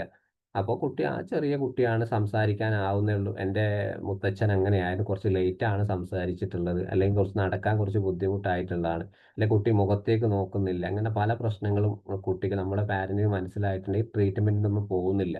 അപ്പോൾ 2-3 വയസ്സായിട്ട് കഴിഞ്ഞിട്ട് കുട്ടിക്ക് യാതൊരു അനക്കണ്ട, പിന്നെ ആയിരിക്കും നമ്മൾ ഇത് കുട്ടിക്ക് സംസാരിക്കാത്ത പ്രശ്നങ്ങളും നമ്മൾ കാര്യമായിട്ട് ചിന്തിച്ചു കൊടുക്കുക. ഇതൊക്കെ എന്താണ് ബ്രെയിനിനെയും കുട്ടിയുടെ ഡെവലപ്മെന്റിനെയും ബാധിക്കുക. നമ്മൾ ചെറിയൊരു അശ്രദ്ധ. അപ്പോൾ ജനിച്ച അന്ന് മുതൽ തന്നെ മൈന്യൂട്ട് ആയിട്ടുള്ള നമ്മുടെ കുട്ടികൾക്ക് ഉണ്ടാകുന്ന ഓരോ സ്റ്റേജസും നമ്മൾ ശ്രദ്ധിക്കണം. 0 മന്ത് മുതൽ കുട്ടിക്ക് ഏകദേശം ഒരു 5 വയസ്സ് വരെയെങ്കിലും ആ കുട്ടിയുടെ പിന്നാലെ തന്നെ നടക്കണം. എന്തൊക്കെയാണ് മാറ്റങ്ങൾ ഉള്ളത്, ഏത് രീതിയിലാണ് നമ്മൾ ശ്രദ്ധിക്കേണ്ടത് എന്നുള്ളത്. ആ രീതിയിൽ ഇനിയിപ്പോൾ ഒരു ചിലപ്പോൾ ഒരു പാരന്റ് ഇപ്പോൾ 2 പേരും ജോലിക്ക് പോകുന്നവരാണ്, ഇനി കെയർ ടേക്കർ ആണ് കുട്ടിയെ സ്ഥിരമായിട്ട് നോക്കുന്നത്. ആ കെയർ ടേക്കർ എന്താണ് കുട്ടിക്ക് കൊടുത്തുള്ളത്, ഏത് രീതിയിലാണ് സ്നേഹം കുട്ടിയെ നോക്കിയിട്ടുള്ളത്, നല്ല രീതിയിൽ മോശമായിട്ടാണ് ആ കുട്ടിക്ക് ആ രീതിയിൽ തന്നെ ആയിരിക്കും കിട്ടുക. പിന്നെ പൂർണ്ണമായിട്ടും അങ്ങനെ പറയാൻ പറ്റില്ല. പക്ഷെ അത് കുട്ടി ബ്രെയിനിലേക്ക് അടിച്ചേൽപ്പിച്ചിട്ടുണ്ടെങ്കിൽ ആ രീതി ഈ പറഞ്ഞിട്ടുള്ള പോലെ അമിഗ്ഡാല ഒരു പിന്നെ കോർട്ടെക്സിലേക്ക് സ്റ്റക്ക് ചെയ്യാനുള്ള സാധ്യതകൾ കൂടുതലാണ്. ഇനി അഡ്വൈസിറ്റി മാത്രം നോക്കുകയാണെങ്കിൽ കുട്ടിക്കാലത്ത് ഇനിയിപ്പോൾ ഒന്നും സംഭവിക്കാത്ത സാധാരണയായിട്ടുള്ള ഈ പറഞ്ഞ നെഗ്ലക്റ്റ്, ഇൻസ്റ്റിറ്റ്യൂഷണൽ കെയർ അല്ലെങ്കിൽ അബ്യൂസ് ഇതൊന്നും നടക്കാത്ത അല്ലെങ്കിൽ നടന്നിട്ടുള്ള കുട്ടികൾക്ക് എന്താണ് പല ബുദ്ധിമുട്ടുകൾ. ചിലപ്പോൾ നോർമലായിട്ട് ഇതൊന്നും നടക്കാത്ത കുട്ടികൾക്കും ചിലപ്പോൾ പഠനത്തിൽ വളരെ മോശമായിരിക്കും, സ്വഭാവത്തിൽ വളരെ മോശമുള്ള സാഹചര്യം. എങ്കിൽ പോലും എന്താണ് എവിടെയെങ്കിലും ഒരു ഡെവലപ്പ് സ്റ്റേജിൻ്റെ ഒരു മിസ്സിങ് അവിടെ ഉള്ളത് കൊണ്ടാണ് ഈ ഒരു പ്രശ്നങ്ങൾ അവർക്ക് വരുന്നത്. ചിലപ്പോൾ ആ ഒരു സ്റ്റേജിൽ, അതായത് പ്രസവ സമയത്ത് അമ്മയ്ക്ക് എന്തെങ്കിലും ഓവറായിട്ടുള്ള എന്തെങ്കിലും പിന്നെ ഷുഗറോ പ്രഷറോ അല്ലെങ്കിൽ പിന്നെ ബ്ലീഡിങ്ങോ ഇതൊക്കെ എന്തെങ്കിലും സംഭവിച്ചിട്ടുണ്ടെങ്കിലൊക്കെ കുട്ടിക്ക് അതിൻ്റെ ആ പ്രസവത്തിന് ശേഷം കുട്ടിയുടെ ഡെവലപ്മെൻറ്റിൽ മാറ്റങ്ങൾ ഉണ്ടാകും. അങ്ങനെ പല കാരണങ്ങളും എന്താണ് അഡ്വൈസിറ്റി, നമ്മൾ അഡ്വൈറ്റിസിറ്റി എന്ന് പറയുന്നത് കുട്ടിയുടെ ദ്രോഹിക്കുക, അതേപോലെ അവഗണിക്കുക, അത് മാത്രമല്ല ആ കുട്ടി ജനിച്ചത് മുതൽ എന്തെങ്കിലും ഇൻസിഡൻസ് കുട്ടിയുടെ ലൈഫിൽ സംഭവിച്ചു അതൊക്കെ എന്താണ് കുട്ടിയുടെ വളർച്ചയെ ബാധിക്കാനുള്ള സാധ്യതകൾ കൂടുതലാണ്. അപ്പോൾ നമ്മൾ ശരിക്കും ഒരു ബ്രെയിനിൻ്റെ ഒരു മോഡൽ പറയാണ് ഇവിടെ. നമ്മൾ ഇതുവരെ പറഞ്ഞിട്ടുള്ള എല്ലാ കാര്യങ്ങളും വെച്ചിട്ട് ഒരു മോഡൽ. അപ്പോൾ ഈ ഒരു മോഡൽ പറയുമ്പോൾ ആദ്യമായിട്ട് നമുക്ക് അമിഗ്ഡാല വോളിയം എന്ന് പറഞ്ഞ ഫസ്റ്റ് സ്റ്റെപ്പ് അഡ്വൈറ്റിസിസ് ഡൈമെൻഷനിലാണ്. കാരണം ഇവിടെ അമിഗ്ഡാല എന്ന് പറയുന്ന ബ്രെയിനിൻ്റെ ഒരു ലെഫ്റ്റ് ഭാഗത്തുള്ള ഒരു സംഭവമാണ്. അപ്പോൾ ആ ഒരു അവിടെയാണ് ശരിക്കും എന്താണ് കുട്ടികൾക്ക് ത്രെട്ട് സംഭവിക്കുന്നത്. അതായത് നെഗറ്റീവ് ആയിട്ടുള്ള അല്ലെങ്കിൽ നമ്മൾ നേരത്തെ പറഞ്ഞ എന്തെങ്കിലും ഒരു ഇൻസിഡൻസ് കുട്ടിയെ ശരിക്കും ബാധിക്കുന്നത്. അത് കാരണം ആ ഒരു ബാധിക്കുന്ന സമയത്ത് ബ്രെയിനിൻ്റെ ഏകദേശം നോർമൽ സ്റ്റേജ് പോസിറ്റീവ് എത്രയായിരിക്കും, ഒരു 33% ആയിരിക്കും പോസിറ്റീവ് ആയിട്ടുള്ള കാര്യങ്ങൾ. ഇപ്പോൾ 67% ആയിരിക്കും കൂടുതൽ നെഗറ്റീവ് ആയിട്ടുള്ള ഇമ്പാക്റ്റിലേക്ക് പോവുക. പക്ഷെ അത് മുന്നോട്ട് പോകുന്നില്ല കേട്ടോ, അവിടെ തന്നെ നിൽക്കുകയാണ്. അമിഗ്ഡാലൻ്റെ വോളിയം എന്ന് പറയുന്നത് ഒരു ഇൻസിഡൻറ്റ് സംഭവിച്ചു, അതേ രീതിയിൽ മുന്നോട്ട് പോവുകയാണ്. ഇനിയിപ്പോൾ ഡിപ്രഷൻ എന്ന് പറയുന്നപ്പോൾ ആ ഒരു സമയത്ത് തന്നെ കുട്ടീനെ ആ ഒരു പാരന്റിന്റെ ഭാഗത്തു നിന്ന് മോശമായിട്ടുള്ള ഒരു അവഗണനയോ അല്ലെങ്കിൽ ഇനിയിപ്പോൾ ഒരു ഇൻസിഡന്റ് സംഭവിച്ചു മീൻസ് കുട്ടിക്ക് ഒരു അബ്യൂസ് നടന്നു വിചാരിക്കുക, ത്രെട്ട് അതാണ്. അതേ സമയത്ത് ഡിപ്രഷൻ പാരന്റിന്റെ ഭാഗത്ത് പോവുകയാണെങ്കിൽ അവിടെ പാരന്റ് ആ കുട്ടി കറക്റ്റ് ആയിട്ടുള്ള ഒരു ശ്രദ്ധ കൊടുത്തിട്ടില്ല. കുട്ടീനോട് പറയാണ് ഇത് ആരോടും പറയണ്ട, പറഞ്ഞു കഴിഞ്ഞാൽ മോശമാണ്, നിന്റെ ലൈഫിനെ തന്നെ ബാധിക്കാനുള്ള സംഭവമാണ്. ഇവിടെ ഈ ഒരു 50% എന്താണ് തനിക്കൊരു എന്ന് പറയുന്നത്, എനിക്കൊരു സേഫ് ഇല്ല എന്നുള്ള ഒരു പ്രോസസ്സിലേക്ക് കുട്ടിയുടെ ബ്രെയിന് ബാധിക്കും. 17% മാത്രമേ പാരന്റിന്റെ ഭാഗത്ത് സപ്പോർട്ട് തനിക്കുള്ളൂ എന്നുള്ളത്. 33% ആണ് ആ കുട്ടി അമിഗ്ഡാല തൻ്റെ ബ്രെയിനെ പൂർണ്ണമായിട്ട് എന്താണ് തനിക്ക് ലൈഫിൽ ഇനി ഒരു മുന്നോട്ടുള്ള ലൈഫിൽ തന്നെ ബാധിക്കുന്ന ഒരു ഇതേപോലെ എന്നും സംഭവിക്കാനുള്ള സാധ്യതകളുണ്ട്. ഇനിയിപ്പോൾ മിക്സഡ് ഇത് ത്രെട്ടും ഡിപ്രിവേഷൻ ഒരേപോലെ വരികയാണ്. ഇൻസിഡൻറ്റ് സംഭവിച്ചു, അതേപോലെ പാരൻ്റെ ഭാഗത്ത് ഇത്ര കെയർ എനിക്ക് കിട്ടിയിട്ടുള്ളൂ, അതേപോലെ എനിക്ക് ഇന്നതുപോലെയാണ് മുന്നോട്ട് പോകുന്ന ആ രീതിയിലൊക്കെ പോകുന്ന സമയത്ത് മിക്സഡ് ആയിട്ട് കുട്ടി എന്താ 80% നെഗറ്റീവ് മാത്രമായിരിക്കും 80% കുട്ടികളുടെ ലൈഫിൽ ഉണ്ടാവുക. ആ ഒരു 80% നിൽക്കുന്ന സമയത്ത് 10% പാരന്റിലേക്കും പോകും, 10% എന്ത് കണ്ട് മറ്റുള്ള എൻവിറോൺമെന്റ് സ്റ്റേജിലേക്കും പോകും. ഈ പോകുന്ന സ്റ്റേജ് ആയിരിക്കും കുട്ടീൻ്റെ പതിയെ എന്താണ് അവിടെയാണ് നമ്മൾ നേരത്തെ പറഞ്ഞ ആ കോർട്ടെക്സ് എന്ന് പറഞ്ഞിട്ടുള്ള ആ ഏരിയയിൽ അവിടെ സ്റ്റെക്കായി നിൽക്കുന്നത്. ഈ ഒരു സ്റ്റെക്കിന് കഴിഞ്ഞ് അമിഗ്ഡാല ആക്ടിവേഷൻ ആവും. ആക്ടിവേഷൻ എന്ന് പറഞ്ഞ് നേരത്തെ സംഭവിച്ചിട്ടുള്ള ആ ത്രെട്ട് പതിയെ എന്താണ് ബ്രെയിനെ പൂർണ്ണമായിട്ടും വ്യാപിച്ചു തുടങ്ങും. കാരണം ഒരു ഇൻസിൻ്റെ ലൈഫിൽ ഇങ്ങനെ ഒരു ആങ്സൈറ്റി ഉണ്ട്, ഒരു അബ്യൂസ് നടന്നിട്ടുണ്ട്, എനിക്ക് ഇന്നൊരു പ്രശ്നം നടന്നിട്ടുണ്ട്, അത് പതിയെ ഞങ്ങളുടെ ബ്രെയിനെ ബാധിച്ച് ശരീരത്തിലും ഈ ഒരു ബ്രെയിനെ പതിയെ അങ്ങനെ ചെറിയ നല്ലുകൾ ഡോട്ടയായി ബാധിക്കും. അവിടെ ഡിപ്രവേഷൻ എന്താണ് ആ സമയത്ത് ചിലപ്പോൾ ഒരു 3 വയസ്സ് 4 വയസ്സായിട്ട് കുട്ടിക്ക് ഭയങ്കരമായിട്ടുള്ള ADHD തുടങ്ങിക്കഴിഞ്ഞു. പക്ഷേ ഈ ഒരു സാഹചര്യത്തിൽ ഡിപ്രവേഷൻ എന്താണ് പാരൻ്റെ ഭാഗത്തുനിന്ന് കൊടുക്കുന്ന സപ്പോർട്ട് പാരൻ്റ് ട്രീറ്റ്മെൻറ്റ് കുട്ടീനെ കൊടുക്കുകയാണ്. അവിടെ 40% പാരൻറ്റും 40% ട്രീറ്റ്മെൻറ്റും നോക്കാൻ 2 ഭാഗം അവിടെ കുട്ടീൻ്റെ ഭാഗത്ത് ബാധിക്കാത്ത ഒരു രീതി. പിന്നെ അതിൽ നിന്നും 20% മാത്രമായിരിക്കും എന്താണ് കുട്ടിക്ക് ഒരു തിരിച്ചറിവുണ്ടാകുന്നത് ഒരു പോസിറ്റീവായിട്ട്. എനിക്ക് ലൈഫിൽ ഇങ്ങനെയൊക്കെ സംഭവിച്ചിട്ടുണ്ട്, അതുകൊണ്ട് തന്നെ എൻ്റെ ബ്രെയിൻ ഇങ്ങനെയൊക്കെയാണ് ഇങ്ങനെ പ്രവർത്തിക്കാവൂ എന്നുള്ളത് പോസിറ്റീവായി 20%. ഇനി മിക്സഡ് ആകുന്ന സമയത്ത് എന്താണ് അവിടെ പിന്നെയും എന്താണ് പാരൻറ്റിനും ആ ഒരു ഇൻ്റർവെൻഷനും പൂർണ്ണമായിട്ടും തീരെ കൊടുക്കാതെ തൻ്റെ മനസ്സിൽ നടക്കുന്നത് വിചാരിച്ചത് മാത്രമേ നടക്കാവൂ എന്ന് പറഞ്ഞിട്ടുള്ള ആ ഹൈപ്പർ ആക്ടിവിറ്റി അറ്റൻഷൻ കുട്ടി പൂർണ്ണമായിട്ടും ലൈഫിലേക്ക് മുന്നോട്ട് കൊണ്ടുപോകും. ഇനിയിപ്പം ഫൈനൽ സ്റ്റേജിൽ എത്തുമ്പോൾ MPPSC എന്ന് പറയുമ്പോൾ സ്ട്രക്ചർ, അതായത് ബ്രെയിനിൻ്റെ ഓവറോൾ ഏരിയയാണ്. അവിടെ ഈ ഒരു മീഡിയൽ പെർഫറന്റ് കോർട്ടെക്സ് എന്ന് പറഞ്ഞിട്ടുള്ള ഏരിയ കോർട്ടെക്സ് അവിടെയാണ് നമ്മളെ വർക്കിംഗ് മെമ്മറി നടക്കുന്നത്. കാരണം ഒരു സംഭവം നമ്മുടെ ഒരു മെമ്മറിക്ക് ഒരു കാര്യത്തിലേക്ക് പാസ് ചെയ്തു, ആ പാസ് ചെയ്ത സമയത്ത് പതിയെ നമ്മുടെ ലൈഫിലേക്ക് എന്താണ് ഇന്ന ഒരു ലോജിക്കൽ തിങ്കിങ്, ഇത് നല്ലതാണ് ചെയ്തതാണ്, ഇന്ന രീതിയിൽ പ്രവർത്തിച്ചാൽ എനിക്ക് നല്ലോണം പഠിക്കാൻ പറ്റും, ഇന്ന രീതിയിൽ അറ്റൻഷൻ ഉണ്ടായി കഴിഞ്ഞാൽ എനിക്ക് സ്കോർ ചെയ്യാൻ പറ്റും എന്ന് നിൽക്കേണ്ട ഒരു ഏരിയയാണ്. അവിടെ നേരത്തെ നമ്മൾ ഈ പറഞ്ഞിട്ടുള്ള ആ ഒരു ആങ്സൈറ്റി, അതേപോലെ ഈ ഒരു പാരൻറ്റിൻ്റെ ആ ഒരു സപ്പോർട്ട്, അതേപോലെ ഇൻ്റർവെൻഷൻ്റെ സപ്പോർട്ട്, ഇതൊക്കെ പതിയെ ആൾക്ക് കുറഞ്ഞു വരുന്ന സമയത്ത് എന്താണ് ത്രെട്ട് ഹൈ ആയിരിക്കും, 67 ആവാനുള്ള സാധ്യതയാണ്. ഈ ഒരു ത്രെട്ട് കാരണം പൂർണ്ണമായിട്ടും ആൾ വയലൻ്റ് ആയിരിക്കും, എന്ത് പറഞ്ഞാലും കേൾക്കാൻ പറ്റാത്ത അവസ്ഥ, അതല്ല പഠനത്തിൽ തീരെ ശ്രദ്ധിക്കാൻ പറ്റാത്ത, മൊബൈൽ മാത്രം അഡിക്ഷനായി പോവുക, അല്ലെങ്കിൽ എന്താണ് പിന്നെ കുട്ടികൾക്കിടയിൽ പോലും ഭയങ്കര പിന്നെ അവരെ ഉപദ്രവിക്കുന്ന രീതി. ചെറിയ കുട്ടികൾ എന്താണ് ക്ലാസ്സിൽ ഭയങ്കര ഉപദ്രവകാരികളായിരിക്കും. ചിലപ്പോൾ LKG UKGയിലൊക്കെ കുട്ടികൾ, നിങ്ങൾ അറിഞ്ഞിട്ട് പല കേസുകളും നമ്മൾ അറിഞ്ഞും കേട്ടിട്ടുണ്ടാവും. ചില കുട്ടികൾ ക്ലാസ്സിലൊന്നും അടങ്ങിയിരിക്കില്ല. അപ്പോൾ ഒരു കുട്ടിക്ക് ഒരു ടീച്ചർ എന്നുള്ള അവസ്ഥയിലേക്ക് അങ്ങനത്തെ കുട്ടികൾക്കിടയിൽ ഉണ്ടാവും. അതൊന്നും എത്രത്തോളം പോസിബിൾ അല്ല. ഇങ്ങനത്തെ കുട്ടികളാണ് ഈ പറഞ്ഞിട്ടുള്ള ആ ഒരു കോർട്ടക്സ് കഴിഞ്ഞിട്ട് 67 അങ്ങോട്ട് ശരീരമല്ല ബ്രെയിനെ പൂർണ്ണമായിട്ടും ബാധിക്കും. അതിനുശേഷം ഡിപ്രിവേഷൻ, എന്ത് കൊടുത്താലും ഒരു ഇൻ്റർവെൻഷൻ നടക്കാൻ പറ്റാത്ത ഒരവസ്ഥ. കുട്ടി എന്താണ് ഞാൻ എന്താണ് മനസ്സിൽ വിചാരിക്കുന്നത് അത് മാത്രമേ നടക്കാവുന്നത്. 25% അവിടെ സാധ്യതകൾ മാത്രമാണ്. പിന്നെ മിക്സഡ് ആണ്. മിക്സഡ് മീൻസ് എന്താണ്, ഈ ഒരു MPPS സ്ട്രക്ചറിൽ കോർട്ടക്സിൽ അവിടെ സ്റ്റെക്ക് നിൽക്കുന്ന സമയത്ത് കുട്ടിക്ക് ഒരു ആങ്സൈറ്റി, ഒരു 7-8 വയസ്സാകുമ്പോൾ കുട്ടി ചെറിയ എന്താണ് പതിയെ ഒന്ന് സൈലൻ്റ് ആയി തുടങ്ങും. ആൾക്ക് എനിക്ക് ഇങ്ങനൊന്നും പോയാൽ പറ്റില്ല എന്നതിനപ്പുറം എന്താണ് എനിക്ക് വികൃതി കൂടുതലാണ് എന്ന് സ്വയമായിട്ട് ഈ ഒരു ബ്രെയിനിൻ്റെ പ്രവർത്തനം ചെറിയ ഏറ്റക്കുറിച്ചിൽ അങ്ങോട്ടിപ്പോൾ മാറ്റം വരും. അത് നോർമലായിട്ട് സംഭവിക്കുന്നതാണ്. ആ സംഭവിക്കുന്ന സമയത്ത് കുട്ടിക്ക് 60% പോസിറ്റീവ്, ആ 60% ആണ് കുട്ടി അവിടെ സൈലൻ്റ് ആവുന്നത്. ആ സൈലൻറ്റിന് ശേഷം 40% എന്താണ്, ഞാൻ മുമ്പത്തെ പോലെ ഭയങ്കര വഴക്കാളിയായിട്ട് കുട്ടിയായിരുന്നു, ഇപ്പോൾ എനിക്ക് ഞാൻ സൈലൻ്റ് ആയിട്ട് കുറച്ച് നന്നായിട്ടുണ്ട്. പക്ഷേ 40% ഒരു ആങ്സൈറ്റി അവിടെ കുട്ടി എനിക്ക് പഴയതുപോലെ ആവാൻ പറ്റുന്നില്ല എന്നുള്ളൊരു കോൺഫിഗർ അവിടെ ഉള്ളത് കൊണ്ട് ആൾക്ക് വീണ്ടും പഴയതുപോലെ പ്രശ്നങ്ങൾ ഉണ്ടാവാനുള്ള സാധ്യത കൂടി. ഇനിയിപ്പോൾ ഈ ഫൈനലി ആകുമ്പോൾ ഈ അമിഗ്ഡാല MPP കണക്ടിവിറ്റി, അപ്പോൾ ഈ പറഞ്ഞൊരു സ്റ്റേജാണ് നമ്മൾ നേരത്തെ പറഞ്ഞിട്ട് തുടക്കത്തിലുള്ള ആ ത്രെട്ടും ഈ കോർട്ടക്സിൽ നിൽക്കുന്ന ആ സ്റ്റേജും കൂടി രണ്ടുപേരും ഒരുമിച്ച് നിൽക്കുന്ന ഒരു സ്റ്റേജ്. ഇവിടെ ആ ത്രെട്ട് എന്ത് ചെയ്യും, ഞാൻ നേരത്തെ പറഞ്ഞ ആ ഒരു സൈലൻ്റ് ആവുന്ന സമയത്ത് ത്രെട്ട് വളരെയധികം എന്താണ് ആങ്സൈറ്റി അല്ല എന്ത് പ്രശ്നമാണോ ആ ഓർമ്മകളിൽ നിന്നും പതിയെ പതിയെ ആൾക്ക് കുറഞ്ഞു വരും.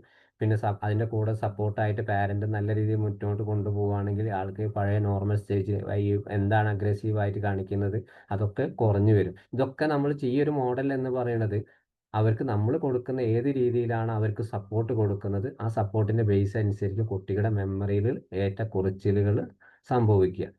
ഇത് പിന്നെ ഈ ഒരു ഏറ്റക്കുറച്ചിലുകൾ പോസിറ്റീവ് ആയിരിക്കാം, നെഗറ്റീവ് ആയിരിക്കാം. ചിലപ്പോൾ ഒരു റിസൾട്ട് നമുക്ക് കിട്ടിക്കോളുന്നത്. പക്ഷെ മാക്സിമം എന്താണ് ആ കുട്ടിക്ക് വേണ്ടി ട്രൈ ചെയ്തുകൊണ്ടിരിക്കുക എന്നുള്ളതാണ്. കുട്ടിയെ നമ്മൾ ഉപേക്ഷിച്ച് കളയാതെ എന്ത് ചെയ്താലും നടക്കൂല എന്ന് പറയുന്ന ആ കുട്ടികളല്ല നമുക്കിവിടെ. എവിടെയെങ്കിലും ഒരു പോസിറ്റീവ് ആയിട്ടുള്ള ഒരു കുട്ടി എന്താണ് എവിടെയെങ്കിലും ഒരു സിംറ്റംസ് നമുക്ക് കാണിച്ചു തന്നാൽ അതിനെ മുറുക്കി പിടിച്ച് ട്രീറ്റ്മെൻറ്റ് മുന്നോട്ട് കൊണ്ടുപോകുക എന്നുള്ളതാണ്. അപ്പോൾ പല പാരൻറ്റും എന്താണ് കുട്ടീനെ ഒഴിവാക്കി വിടുകയാണ് ചെയ്യുന്നത്. അതുകൊണ്ട് തന്നെ ആ കുട്ടി കൂടുതലായിട്ട് വഷളായി പോവുകയാണ് ചെയ്യുക.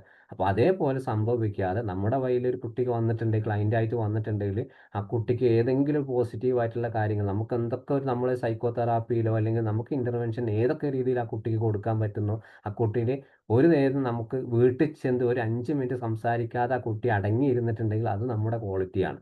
അപ്പോൾ ആ ക്വാളിറ്റിയിലേക്ക് എത്തണമെങ്കിൽ ഈ കുട്ടിക്ക് ഇതേപോലെ നമ്മൾ അഡ്വേഴ്സിറ്റി എന്തെങ്കിലും സംഭവിച്ചിട്ടുണ്ടോ നമ്മളിപ്പോൾ ഇതുവരെ പറഞ്ഞിട്ടുള്ള അമിഗ്ഡാല നമ്മുടെ ബ്രെയിനിലെ ആക്ടിവേഷൻ മുതൽ കണക്ടിവിറ്റി വരെ നമ്മൾ എന്തെങ്കിലും ശ്രദ്ധിക്കുക. നമ്മൾ പ്രസൻ്റ്ലി പ്രോബ്ലം കേൾക്കുന്ന ഡയറക്റ്റായിട്ട് അതിലേക്ക് പോവാതെ അവരെ ഒരു ബാക്ക്ഗ്രൗണ്ട് ആയിട്ട് എന്തെങ്കിലുമൊക്കെ നമ്മൾ അന്വേഷിച്ച് പോവുക എന്നുള്ള കുട്ടിയെ പറ്റിയിട്ട് ആ ഒരു ഡെവലപ്മെൻറ്റ് സ്റ്റേജ് മുതൽ കുട്ടിയുടെ ഈ ഒരു സംസാര ശൈലി എങ്ങനെയാണ് ആളുകളുടെ പെരുമാറ്റം ഇതൊക്കെ നമുക്ക് ഈ ഒരു ബ്രെയിനിൻ്റെ സിസ്റ്റം നമുക്ക് മനസ്സിലാക്കാൻ പറ്റും. അതിന് ഒരുപാട് അസസ്മെൻറ്റ് ടൂൾസുകൾ നമുക്കത് ഉപയോഗിക്കാം. അത് പാരൻ്റായിട്ട് ഒരിക്കലും എന്താണ് പാരൻറ്റിനോട് സംസാരത്തിലൂടെയാണ് നമ്മൾ ചോദിക്കുക. അസസ്മെൻറ്റ് ഡയറക്റ്റായിട്ട് ഇന്ന ചോദ്യങ്ങൾ നിരത്തി വെച്ച് ചോദിക്കുകയല്ല ചെയ്യുക. കുട്ടീനെ പ്രശ്നങ്ങൾ ചോദിക്കുന്നതിൻ്റെ ഇടയ്ക്ക് ഓരോ ചോദ്യങ്ങൾ നമ്മൾ അതിലേക്ക് ഇടുകയാണ് ചെയ്യുക. അതേപോലെ അതൊക്കെ അറിഞ്ഞാലേ നമുക്ക് കറക്റ്റായിട്ട് കിട്ടും. അതല്ലാണ്ട് നമ്മൾ ചോദ്യങ്ങൾക്ക് അസസ്മെൻറ്റിനായിട്ടൊരു 10 മിനിറ്റ് 15 കൊടുക്കുമ്പോൾ എന്താണ് അവരെല്ലാം എന്താണ് മോശക്കാരാവാതിരിക്കാൻ വേണ്ടി ഒരു ഊഹം വെച്ചിട്ടായിരിക്കും പറയുക. അത് ഇതിൽ വളരെയധികം ശ്രദ്ധിക്കേണ്ട ഒരു കാര്യമാണ്. ഇനി നമുക്ക് ഈ ഒരു ഇതുവരെ ഓക്കെ ആണോ?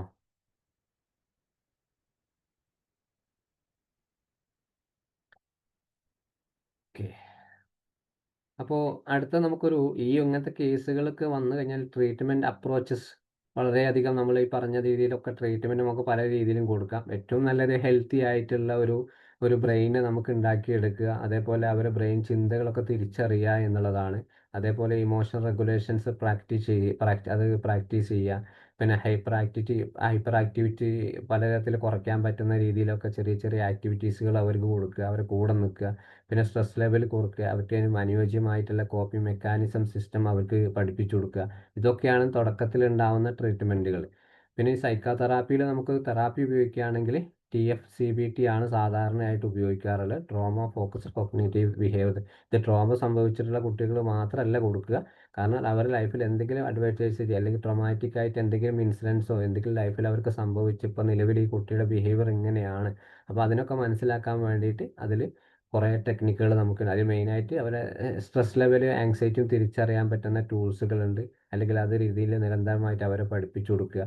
പിന്നെ നെഗറ്റീവായിട്ടുള്ള ചിന്തകളൊക്കെ തിരിച്ചറിയാൻ അവർക്ക്. പിന്നെ അതേപോലെ ഒരു ഇൻസിഡൻറ്റ് സംഭവിക്കുന്ന ഏരിയ അല്ലെങ്കിൽ എവിടെയാണ് അവർക്ക് പേടിപ്പെടുത്തുന്ന ഭാഗത്ത് നമുക്ക് അവർ ഒഴിഞ്ഞു മാറുന്നുണ്ടോ, അവിടെ ആൾ അഗ്രസീവ് ആണോ, അല്ലെങ്കിൽ ഒരു കടൻ്റെ മുമ്പ് പോയി കഴിഞ്ഞാൽ എനിക്കൊരു സാധനം കിട്ടണം പറഞ്ഞ് വാശി പിടിച്ച് അവിടെ കരയാണ്. ഇങ്ങനത്തെ ഏരിയകളിലൊക്കെ എന്താണ് നമുക്ക് വളരെയധികം അവരെ തിരിച്ചറിഞ്ഞിട്ട് അതിനനുസരിച്ചിട്ടുള്ള എന്താണ് ആക്ടിവിറ്റീസിൽ കൊടുക്കൽ സൈക്കോ തെറാപ്പി നമുക്ക് ഇതിലൂടെ അവർക്ക് ഉപയോഗിച്ച് കൊടുക്കാം. ഇനി അടുത്തത് സപ്പോർട്ടീവ് ആയിട്ടുള്ള തെറാപ്പിയാണ്. പ്ലേ തെറാപ്പി, ആർട്ട് തെറാപ്പി എന്ന് പറഞ്ഞിട്ടുള്ള ഒരു സെഷനിൽ തന്നെ നമുക്ക് എന്താണ് ഏറ്റവും കൂടുതൽ ഗെയിംസും ആർട്ട് പരമായി ഡ്രോയിങ് ഇതുപരമായിട്ടാണ് ഇങ്ങനത്തെ കുട്ടികൾക്ക് നമുക്ക് ചെയ്യാൻ പറ്റും. അല്ലാണ്ട് ഒരുപാട് ഈ ഒരു കൗൺസിലിങ്ങിനോ അല്ലെങ്കിൽ നമ്മൾ ഒരുപാട് പിന്നെ അഡ്വൈസ് കൊടുത്തിട്ടോ കാര്യം പറഞ്ഞിട്ടോ അവർക്ക് തലയിൽ കയറില്ല, ബ്രെയിൻ അത് ബാധിക്കില്ല. അപ്പോൾ ബ്രെയിനെ ബാധിച്ചിട്ടുള്ളത് നിലവിലുള്ള ആ ഒരു കാര്യത്തെ നമ്മളത് ആക്ടിവിറ്റിയിലൂടെ അവരെ പതിയെ പതിയെ അവരെ ബ്രെയിൻ സിസ്റ്റം ഒന്നായിട്ട് മാറ്റിയെടുക്കുന്ന രീതിയിൽ. പിന്നെ അവർക്ക് എന്താണ് ഒറ്റക്ക് ഇരിക്കുമ്പോഴും അല്ലെങ്കിൽ എനിക്ക് ഇനി മുന്നോട്ട് ഒറ്റക്ക് നല്ല ഇതാളെ സഹായം ഇല്ലാതെ തന്നെ പഠിക്കാൻ പറ്റും, എനിക്ക് വികൃതികൾ കുറയ്ക്കാൻ പറ്റും എന്നുള്ള അങ്ങനത്തെ ഫീലിങ്സിലേക്കാണ് നമ്മൾ ഈ ഒരു ആക്ടിവിറ്റീസിലൂടെ അവരെ കൊണ്ടുവരുത്തേണ്ടത്. അപ്പോൾ ഒരു വന്നു കഴിഞ്ഞ ഒരു സെഷൻ 1.5 മണിക്കൂർ സെഷനൊക്കെ ഉണ്ടെങ്കിൽ പൂർണ്ണമായിട്ടും ആക്ടിവിറ്റീസിലൂടെ തന്നെ കൊണ്ടുപോകുക എന്നുള്ളതാണ്. പാരൻറ്റുമായിട്ട് നമുക്ക് സംസാരിക്കാം. പക്ഷേ ഏറ്റവും കൂടുതൽ കുട്ടികളുമായിട്ട് എന്താണ് നമുക്ക് ആ സമയം ചിലവഴിച്ച് കഴിഞ്ഞാൽ കുട്ടിയുടെ പറഞ്ഞിട്ടുള്ള ആ ഒരു അമിഗ്ഡാല മുതൽ കോർട്ടക്സ് വരെയുള്ള ആ ഒരു ബ്രെയിനിൻ്റെ സിസ്റ്റം എന്താണ് മോട്ടോർ ആക്ടിവിറ്റീസിലും അതേപോലെ മറ്റു തരത്തിലുള്ള ആക്ടിവിറ്റീസിലും കുട്ടീനെ മാറ്റാൻ പറ്റും. പിന്നെ അതേപോലെ ഈ ഒരു പാരന്റിങ് ഇന്റർവെൻഷൻ ആണ് ഏറ്റവും കൂടുതൽ എന്താണ് പാരന്റ് ചൈൽഡ് ഒരു അറ്റാച്ച്മെന്റ് നല്ല രീതിയിൽ ഉണ്ടായിരിക്കണം എന്നുള്ളതാണ്. എന്ത് തെറാപ്പി കഴിഞ്ഞാൽ പല പാരന്റ് ചിലപ്പോൾ ആദ്യത്തെ സെഷനിൽ നമ്മളെ കൂടെ വരും, എന്നിട്ട് അടുത്ത സെഷനിൽ ചിലപ്പോൾ കുട്ടീനെ ഒറ്റക്ക് അവിടെ ആക്കിയിട്ട് അവരെ വഴിക്ക് പോകും, ജോലിക്കോ ഒക്കെ പോകുന്ന അങ്ങനത്തെ ടീമുകളുണ്ടാവും, അല്ലെങ്കിൽ വീട്ടിൽ ആരെങ്കിലും കൂടെ പറഞ്ഞേക്കുന്ന ആളുകളുണ്ടാവും. പക്ഷേ അതൊന്നും എന്താണ് ഈ കുട്ടിയുടെ ഈ ഒരു ഇന്റർവെൻഷൻ കറക്റ്റായി പോയിക്കൊള്ളണമെന്നില്ല. പാരന്റ് കുട്ടി എന്നുള്ള നല്ലൊരു രീതിയിൽ ഒരു സ്ട്രെങ്ത് ആയിട്ടുള്ള ഒരു റിലേഷൻഷിപ്പ് അവിടെ വേണം. പിന്നെ അതേപോലെ അവർക്ക് ഫാമിലിയിൽ തന്നെ ഉണ്ടാവുന്ന ഒരുപാട് ബുദ്ധിമുട്ടുകളുണ്ടാവും. ചിലപ്പോൾ വീട്ടിൽ പല പ്രയാസം സാമ്പത്തികമായിട്ടും ശാരീരിക മാനസികമായിട്ടും ഒക്കെ പല ബുദ്ധിമുട്ടുകളാണ്. അതൊന്നും കുട്ടിയെ ബാധിക്കാത്ത രീതിയിലായിരിക്കണം നമ്മൾ ഇന്റർവെൻഷൻ പ്ലാൻ ചെയ്യരുത് പാരന്റുമായിട്ട്. ഇനി അടുത്തത് അതിനേറ്റവും പ്രധാനപ്പെട്ടതാണ് ഒരു തെറാപ്പിയാണ് പാരന്റ് ചൈൽഡ് ഇന്ററാക്ഷൻ തെറാപ്പി എന്ന് പറയുന്നത്. അപ്പോൾ ഇതിനെപ്പറ്റി പൂർണ്ണമായിട്ട് അറിയണമെങ്കിൽ നമ്മുടെ യൂട്യൂബ് ചാനലുണ്ട്. മുമ്പ് ഞാനൊരു സെഷൻ എടുത്തിട്ടുണ്ടായിരുന്നു, PCIT എന്ന് പറഞ്ഞിട്ടുള്ളത്. അതിൽ ഏതൊക്കെ രീതിയിലാണ് മെയിനായിട്ട് ഒരു പാരന്റും ഒരു ചൈൽഡും തമ്മിലുള്ള ഇന്ററാക്ഷൻ എങ്ങനെയാണ്, കമ്മ്യൂണിക്കേഷൻ സ്കില്ലാണ്, കുട്ടിയുമായിട്ട് ഏത് രീതിയിലാണ് സംസാരിക്കേണ്ടത്, പാരന്റിനോട് ഏത് രീതിയിലാണ് സംസാരിക്കേണ്ടത്, ഏത് രീതിയിലാണ് ആ കുട്ടിയുടെ സ്നേഹം പ്രകടിപ്പിക്കേണ്ടത്, ഇങ്ങനെ പലതരത്തിലുള്ള ടൂൾസുകളാണ് അതിലുള്ളത്.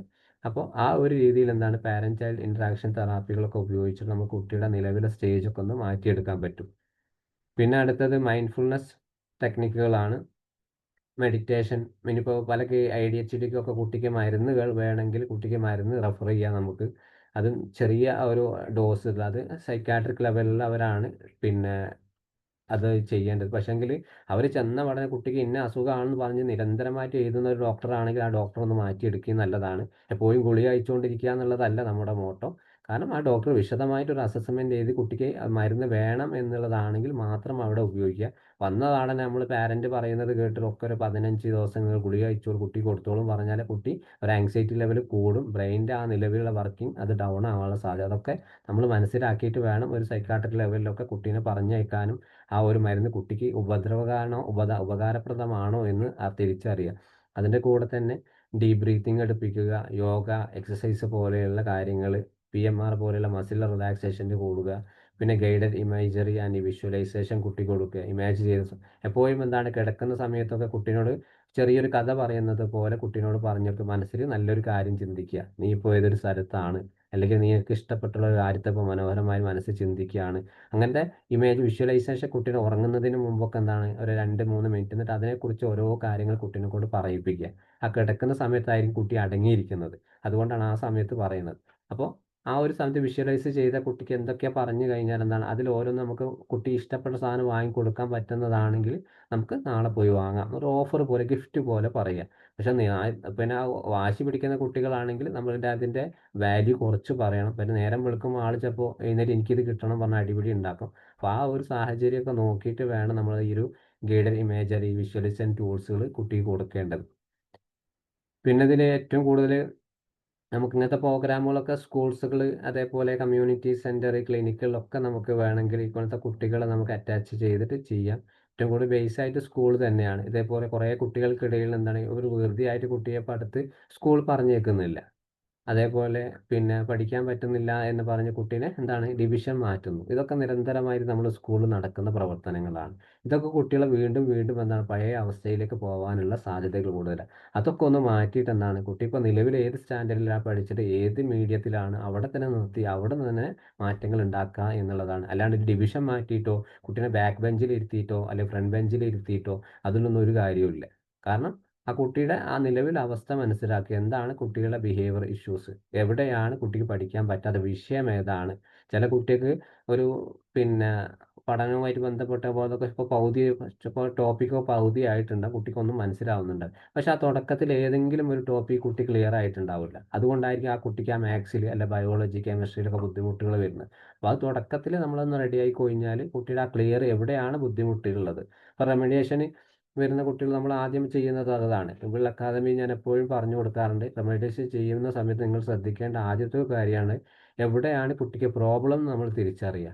ആ പ്രോബ്ലത്തിനനുസരിച്ചായിരിക്കും, അല്ലാണ്ട് നിങ്ങൾ വെറുതെ ലെസൺ പ്ലാനുകൾ ഉണ്ടാക്കി കുട്ടിയെ പഠിപ്പിക്കരുത്. പഠിപ്പിക്കുന്ന സമയത്ത് എവിടെയാണ് സ്പെസിഫിക് പ്രോബ്ലം, ഏത് വിഷയമാണ് കുട്ടിക്ക് പ്രശ്നം, എല്ലാം ഒരുപോലെ ആയിരിക്കില്ല. കുട്ടിക്ക് ഈസി ആയിട്ട് എന്തെങ്കിലും ഒരു സബ്ജക്റ്റ് ഉണ്ടാവും, ആ ഈസി ആയെന്ന് തുടങ്ങിയിട്ട് ഡിഫിക്കൽട്ടി ആയിട്ടുള്ള ഒരു സബ്ജക്റ്റിലേക്ക് പോവുക എന്നുള്ളത്. പിന്നെ അതിൻ്റെ കൂടെ തന്നെ സൈക്കോ എഡ്യൂക്കേഷൻ എന്ന് കുട്ടീൻ്റെ പ്രശ്നങ്ങൾ എന്താണ് എന്നുള്ളത് പാരൻറ്റും കുട്ടിക്കും യഥാർത്ഥത്തിൽ പറഞ്ഞ് മനസ്സിലാക്കുക. കുട്ടിക്ക് എവിടെയാണ് ബുദ്ധിമുട്ടുള്ളത്, നിനക്ക് ഈ വിഷയത്തിലാണ്, ഈ ഒരു പാഠഭാഗത്തിലാണ്, അത് കാരണമായിരിക്കും നീ ഈ ഒരു സ്വഭാവത്തിൽ ഇങ്ങനെ ബുദ്ധിമുട്ട് കാണിക്കുന്നത്. അത് വ്യക്തമായിട്ട് പാരൻറ്റിനാണ്, കെയർ ടേക്കറാണ്, ടീച്ചേഴ്സിനാണ് നമ്മൾ വിശദമായിട്ട് അവർക്ക് പറഞ്ഞു കൊടുക്കണം. അത് വളരെ നിർബന്ധമായിട്ടുള്ള ഒരു കാര്യമാണ്. പിന്നെ അതേപോലെ സോഷ്യൽ സ്കിൽ ട്രെയിനുകൾ, പല ഗ്രൂപ്പ് ആക്ടിവിറ്റീസുകൾ, അതേപോലെ സ്കൂളിൽ തന്നെ നടത്തുന്ന വരെ ക്ലാസ് റൂം ആക്ടിവിറ്റീസുകളൊക്കെ നടത്തി കഴിഞ്ഞാൽ ഈ പറഞ്ഞിട്ടുള്ള അതിലൊക്കെ മെയിൻ ലീഡറാക്കുക, അവരെ കൂടെ തന്നെ നിൽക്കുക, അവരെ മെയിനായിട്ട് എന്ത് പ്രോഗ്രാം സ്കൂൾ പ്രോഗ്രാം ഇവരെ അങ്ങനത്തെ കുട്ടികളെ ഏൽപ്പിച്ച് നടത്തുക.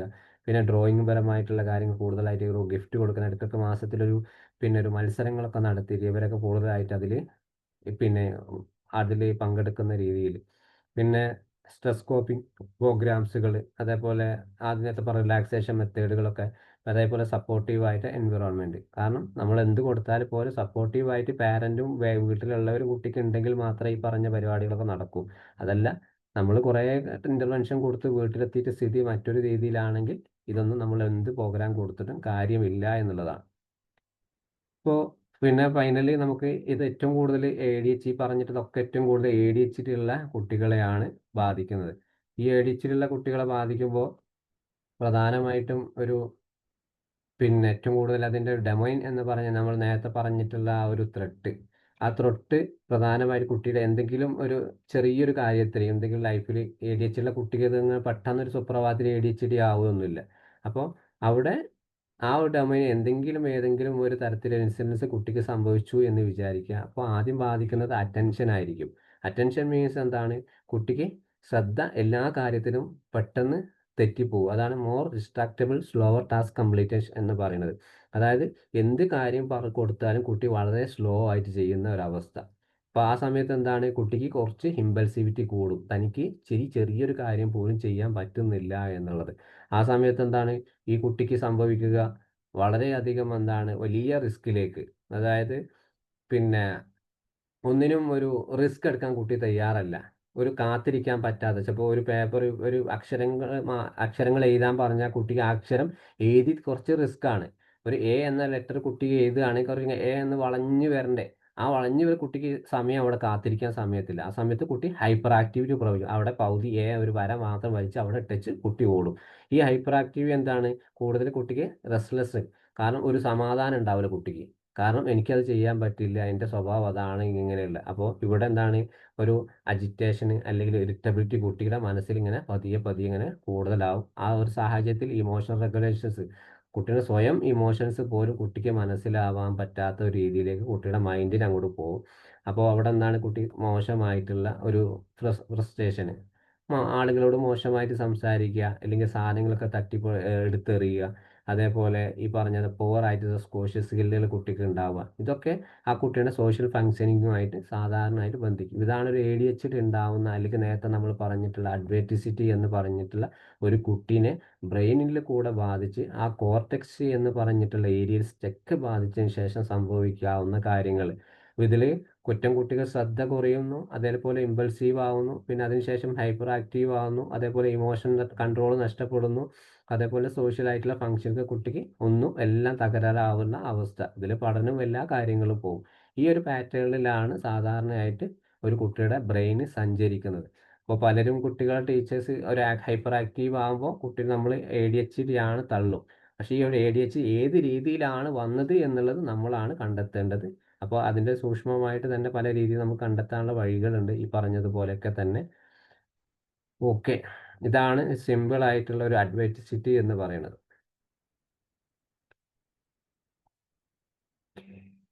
ഓക്കെ ആണോ എല്ലാവരും? എന്തെങ്കിലും മനസ്സിലായോ? അല്ല കൺഫ്യൂസ്ഡ് ആണോ? Any confusion, any question?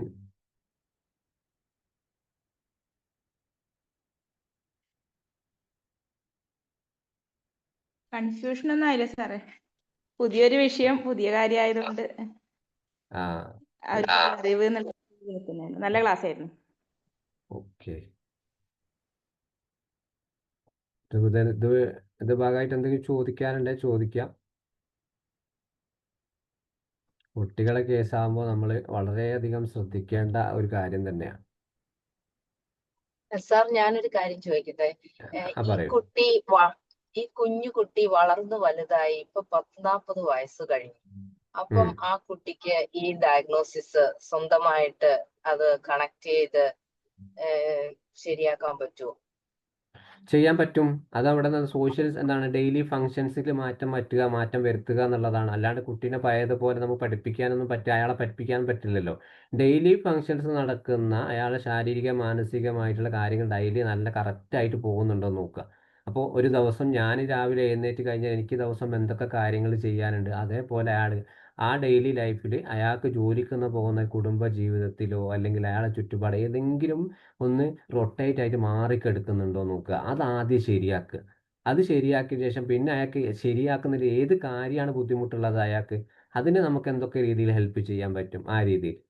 അങ്ങനെയൊക്കെ നമുക്ക് ഇപ്പോഴത്തെ ഏജ് ആയതുകൊണ്ട് ഡെയിലി ഫങ്ഷൻസിനെ മുമ്പ് ഒരു 32 വയസ്സായിട്ടുള്ള അയാൾ പറഞ്ഞത് എനിക്ക് എഴുതാനും വായിക്കാനും അറിയില്ല, അയാൾ SSLC പാസ്സായിട്ടുള്ള ഒരാളാണ്.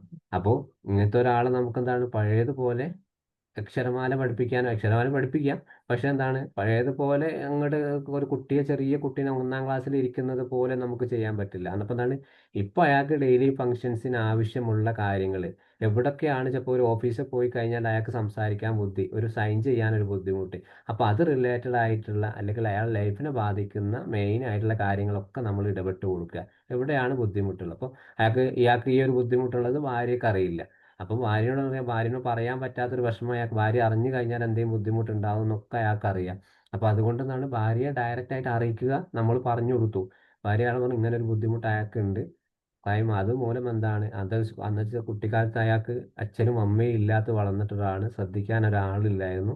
അപ്പോൾ എന്താണ് നമുക്ക് ഈ പറഞ്ഞതുപോലെ ചില മാറ്റങ്ങൾ നിങ്ങളുടെ സപ്പോർട്ട് കൂടി ഉണ്ടെങ്കിൽ അവർക്ക് ചിലപ്പോൾ എഴുതാനും വായിക്കാനൊക്കെ നമുക്ക് ഉണ്ടാകും. പക്ഷെ ആ പെൺകുട്ടി നല്ല രീതിയിൽ പോസിറ്റീവായിട്ട് ഏറ്റെടുത്തു എന്നുള്ളതാണ്. കാരണം അവർ തന്നെ പറയും കുറച്ച് കാലത്ത് എന്നോട് ഇപ്പോൾ അടുത്തൊന്നും സംസാരിക്കുന്നില്ല, എന്തോ ഒരു പ്രശ്നമുള്ളതായിട്ട് എനിക്കും തോന്നിയിട്ടുണ്ടായിരുന്നു. ഞാൻ പല പേപ്പറുകളും ഒക്കെ വായിക്കാൻ പറയുന്ന സമയത്ത് ആൾ ഒഴിഞ്ഞു മാറുന്നത് എന്നോട് പറഞ്ഞാൽ മതിയായിരുന്നു എന്നുള്ള ആ ഒരു പോസിറ്റീവായിട്ടുള്ള ആളിപ്പോൾ എന്താണ് അയാളെ സ്വന്തമായിട്ട് പേരും അല്ലെ മൊബൈൽ നമ്പറൊക്കെ വാദിയെ അറിയാം.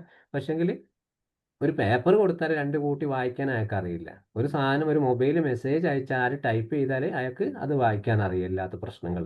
അപ്പോൾ എല്ലാവരോടും പറയുന്ന വോയിസ് ആയിട്ട് അയച്ച് ഞാൻ ചോദിച്ചപ്പോൾ എൻ്റേത് ഫോൺ എന്തെങ്കിലും ക്ലിയർ ചെയ്തു, അതുകൊണ്ട് അങ്ങനെ പല റീസൺ അയാൾ പറയുന്നത്. അപ്പോൾ എല്ലാവരോടും വോയിസ് അയക്കുക. ഇപ്പോൾ ഞാനുമായിട്ട് കോൺടാക്ട് ചെയ്യുമ്പോൾ എന്നോട് പറഞ്ഞു സാറേ എനിക്കൊന്ന് കൗൺസിലിംഗ് വേണം, ഈ ഒരു പ്രശ്നമല്ല പറഞ്ഞിട്ടുള്ളത്, എനിക്ക് വോയിസ് ആയിട്ട് അയച്ചാൽ മതി, ഒന്നും ഞാൻ പലതരം ടൈപ്പ് അയച്ചപ്പോൾ ആൾ റീപ്ലൈ ഇല്ല.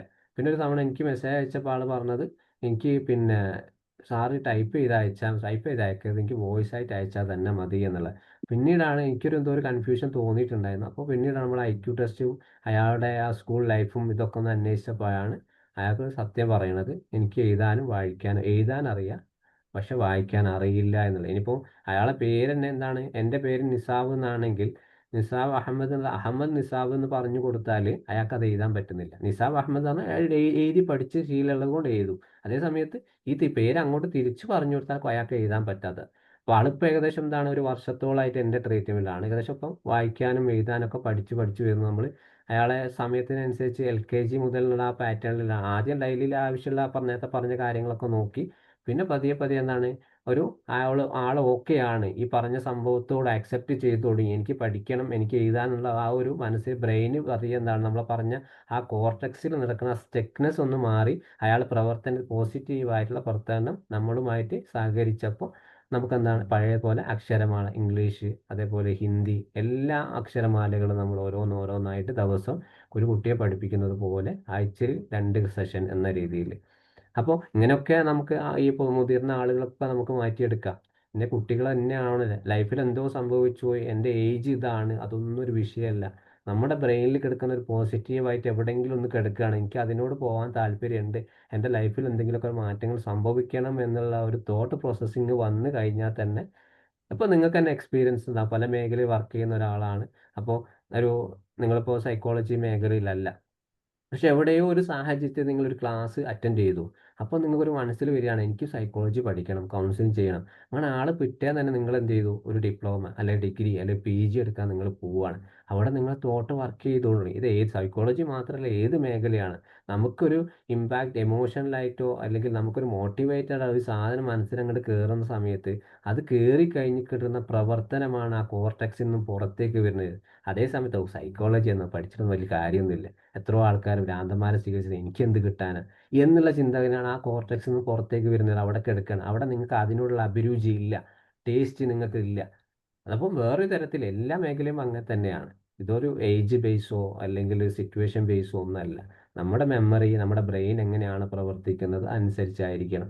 പക്ഷേ ഈ ഒരു പ്രവർത്തനം ഉണ്ടെങ്കിൽ മുമ്പ് നമ്മുടെ ഏതെങ്കിലും ഒരു ഇൻസിഡൻസ് ലൈഫിനെ അവരെ മോശമായിട്ടുള്ള ഒരു രീതി ബാധിച്ചിട്ടുണ്ടെങ്കിൽ അത് നമ്മൾ കൺഫേം ആക്കേണ്ടത് ഏറ്റവും നല്ലതാണ്. ഇപ്പോൾ ഈ ഒരു നിങ്ങൾ പറഞ്ഞൊരു കേസിൽ അയാൾക്ക് എന്തെങ്കിലും ലൈഫിൽ എവിടെയാണ് ഒരു സ്റ്റെക്നെസ് വന്നിട്ടുള്ളത് ചെറുപ്പത്തിൽ തന്നെ ആ ഒരു ഫാമിലി ഹിസ്റ്ററി ഒന്ന് ബാക്ക്ഗ്രൗണ്ട് ഒക്കെ ഒന്ന് അന്വേഷിച്ചിട്ട് ഒരു നല്ലൊരു അസസ്മെന്റുകൾ നടത്തിയിട്ടാവണമെന്നാണ് ഇയാളെ ജീവിതത്തിലൊക്കെ മാറ്റങ്ങൾ നമുക്ക് മാറ്റാം. അപ്പൊ അങ്ങനെ അസസ്മെന്റ് നടത്തുമ്പോൾ നമുക്കത് കണ്ടുപിടിക്കാൻ പറ്റും അല്ലേ, എവിടെ ആ എന്താണ് ആ അതെ. സംഭവിച്ചതെന്ന്. കാരണം ഇപ്പൊ കണ്ട ക്ലിയർ അല്ല, അത് ആ ഐഡന്റിഫൈ ചെയ്യാൻ പറ്റുന്നില്ല. ഉം, പക്ഷെ ഇത്രയും സിവിയർ ഡിസബിലിറ്റിയും ഇല്ല അയാൾക്ക്. അയാള് ഉം, ജോലി ചെയ്യുന്നുണ്ട്. പക്ഷെ സോഷ്യലി കണക്ട് ആകുന്ന മേഖലയിലും പിന്നെ ഉം. മനസ്സില് ഫിയർ, കോൺഫിഡൻസ് ഇല്ലായ്മ, പിന്നെ റിലേഷൻഷിപ്പ് ഇഷ്യൂസ് അങ്ങനെയൊക്കെയാണ്. ആ അപ്പോൾ അയാൾ ഒന്നുകിൽ ഇൻട്രോവേർട്ട് ക്യാരക്ടർ ആയിരിക്കണം. ഇതിൻ്റെയൊക്കെ സിംറ്റംസുകൾ ഇൻട്രോവേർട്ട് ആയിരിക്കും. അത് ഇൻട്രോവേർട്ടിൽ അയാൾക്ക് എന്താണ് നമ്മളോട് പറയാനെന്ന് നല്ല രീതിയിൽ സംസാരിക്കാൻ പറ്റുന്ന ഒരു ഓപ്പണായി സംസാരിക്കുന്ന ഒരു ഏരിയ കണ്ടെത്തി അയാളൊന്ന് പൂർണ്ണമായും സംസാരിക്കുക. റിലേഷൻഷിപ്പിൽ എന്ത് ഇഷ്യൂസ് ആണ് വരുന്നത്, അല്ലെങ്കിൽ മറ്റു തരത്തിലുള്ള മേഖലയിൽ എന്തൊക്കെ ബുദ്ധിമുട്ടുകളാണ് ആൾ സംസാരിക്കുക, അത് ഏത് മേഖലയിൽ നിന്നാണ് വരുന്നത്, അതിന് അയാളിൽ നിന്നാണ് വരുന്നതെങ്കിൽ നമുക്ക് മാറ്റി. ഇപ്പോൾ മറ്റാൾ മുഖേനയാണോ റിലേഷൻഷിപ്പിൽ അല്ലെങ്കിൽ കുടുംബ ജീവിതത്തിലൊക്കെ ബുദ്ധിമുട്ടുണ്ടാണെങ്കിൽ നമുക്ക് മറ്റുള്ളവരെ കൂടി സപ്പോർട്ടും അയാൾക്ക് കൊടുക്കേണ്ടത് കൊടുക്കേണ്ടി വരും. അപ്പോൾ ഇയാളിൽ നിന്ന് മാത്രമാണ് ബാധിക്കുന്നതെങ്കിൽ ഒരു ഇന്റേണൽ ആയിട്ട് എന്തെങ്കിലും പ്രയാസങ്ങൾ ഉണ്ടാവണം. അത് ചിലപ്പോൾ ഏതെങ്കിലും സിറ്റുവേഷനിൽ തുടങ്ങിയതായിരിക്കും. അപ്പോൾ ഇതിപ്പോൾ ഒരു പ്രശ്നം, ഒരു മാനസിക ഇൽനെസ് എന്ന് പറയുമ്പോൾ അതിപ്പോൾ എല്ലാവർക്കും നമുക്ക് ഓരോരുത്തർക്കും ഇപ്പോൾ എനിക്കൊരു മാനസിക ഇൽനെസ് ഉണ്ടാവും എന്തെങ്കിലുമൊക്കെ. അപ്പോൾ അതിപ്പോൾ നമുക്ക് സാധാരണയായി തിരിച്ചറിയാൻ പറ്റിക്കൊള്ളണമെന്നില്ല. അപ്പോൾ ഞാൻ പറഞ്ഞാൽ തന്നെ നിങ്ങൾക്ക് അറിയാൻ പറ്റും. അപ്പോൾ അയാൾ ഈ പറഞ്ഞ പോലെ അയാളുടെ ഭാഗം നോക്കുമ്പോൾ അയാൾ ജോലിക്ക് പോകുന്നു, കുടുംബമായിട്ട് വലിയ പ്രശ്നങ്ങളൊന്നും ഇല്ല എന്ന് വിചാരിക്കുക. പക്ഷേ അവിടെ അയാൾക്ക് നമ്മൾ കാണുമ്പോൾ അയാൾ പെർഫെക്ഷൻ ആണ്, ഓക്കെ ആണ്. അതേ സമയത്ത് എന്നോയിട്ട് അല്ലെ എന്നെ പോലെ അല്ലെങ്കിൽ അയാളെ പോലെ സംസാരിച്ചാൽ മാത്രമേ ഈ ഉള്ളിലുള്ള കാര്യങ്ങൾ നമുക്ക് തിരിച്ചറിയാൻ പറ്റൂ. എന്താണ് യഥാർത്ഥത്തിലെ പ്രശ്നങ്ങൾ, എന്തുകൊണ്ടാണ് നിങ്ങളുടെ ലൈഫിനെ ഇത് ബാധിക്കുന്നത്, എവിടെ നിന്നാണ് ഈ ഒരു പ്രശ്നം നിങ്ങൾക്ക് ടെൻഷൻ സ്ട്രെസ് കൂടുന്നത്, ജോലി സ്ഥലത്താണോ ഫാമിലിയാണോ, നമുക്ക് ഓരോന്ന് ഡിവൈഡ് ചെയ്ത് തന്നെ അവരുമായിട്ട് സംസാരിക്കുക. അപ്പൊ ഫാമിലിയുടെ സപ്പോർട്ട് വേണം അല്ലെ, ശരിക്കും ആ പറഞ്ഞാൽ അവരുടെ ആ. വൈഫ്, ഹസ്ബൻഡ്, അവർ അങ്ങനെയുള്ള ഏറ്റവും അടുത്ത ആളുകളുടെ സപ്പോർട്ടും കൂടി വേണം. അതെ, ഇപ്പോഴത്തെ സാഹചര്യത്തിൽ അവരെ സപ്പോർട്ട് നിർബന്ധമാണ്. ഏജ് ആയത് ഒരു 40 നിങ്ങൾ പറഞ്ഞ ആ ഏജ് ആയതുകൊണ്ട് ഒറ്റയ്ക്ക് ആളെ ഡെയിലി ഫങ്ഷൻസിന് മാറ്റം സംഭവിക്കില്ല. സപ്പോർട്ട് അവരെ ഭാര്യത്തുനിന്ന് എന്തായാലും വേണം. ഭാര്യയാണെങ്കിലും കുട്ടികളാണെങ്കിലും പാരൻ്റ് ആണെങ്കിലും നല്ല രീതിയിൽ സപ്പോർട്ട് കൊടുക്കും. പക്ഷെ സപ്പോർട്ട് കൊടുക്കുന്നതിന് മുമ്പ് ആ ഭാര്യനോട് നമുക്ക് സൈക്കോ എഡ്യൂക്കേഷൻ കൊടുക്കാം. അയാളെ പറ്റി പൂർണ്ണമായിട്ടൊരു അസസ്മെൻറ്റ് നമുക്ക് മനസ്സിലായി. അപ്പോൾ ആ പറഞ്ഞിട്ടുള്ള കാര്യങ്ങളൊക്കെ വെച്ചിട്ട് അയാളെ ഭാര്യയെ ഫാമിലിയൊക്കെ വെച്ച് അയാളെ മുമ്പിൽ അല്ലാതെ വെച്ചിട്ട് ഒറ്റയ്ക്ക് വരുമായിട്ട് സംസാരിച്ച് ഇയാളെ പ്രയാസങ്ങൾ ഇന്നതൊക്കെയാണ്, നിങ്ങളെ ഭാഗത്ത് ഇത്ര രീതിയിൽ സപ്പോർട്ട് വേണം, മെൻ്റലി ആയിട്ടും ഫിസിക്കലി ആയിട്ടും. അത് നിങ്ങൾ എന്നാലേ അത് പൂർണ്ണമായിട്ട് മറ്റൊരു പ്രയാസത്തിൽ പോകുന്നതിന് മുമ്പ് നമുക്കതിനെ ട്രീറ്റ് ചെയ്യാം എന്നുള്ളത്. Okay, thank you sir. Thank you.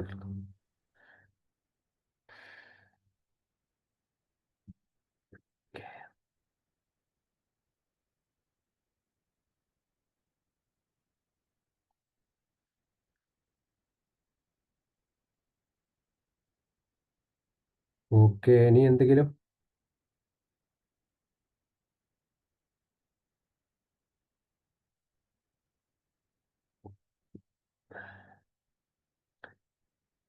നമുക്ക് ഇതിൻ്റെ റിലേറ്റഡ് ആയിട്ട് തന്നെ അടുത്തൊരു നെക്സ്റ്റ് വീക്കിൽ നമുക്ക് ഇതിൻ്റെ റിലേറ്റഡ് ആയിട്ട് തന്നെ എന്തെങ്കിലും ടോപ്പിക്ക് വരാം. അപ്പോൾ കുറച്ചുകൂടി നിങ്ങൾക്കൊരു കൺവീനിയൻ്റ് ആയി തോന്നും. അപ്പോൾ നമുക്ക് വൈൻഡപ്പ് ചെയ്യാം അല്ലേ? ആർക്കും ഒന്നും ചോദിക്കാനില്ലാത്തത് കൊണ്ട്.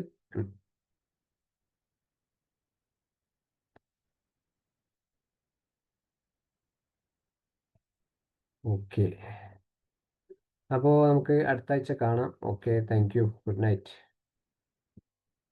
Thank you.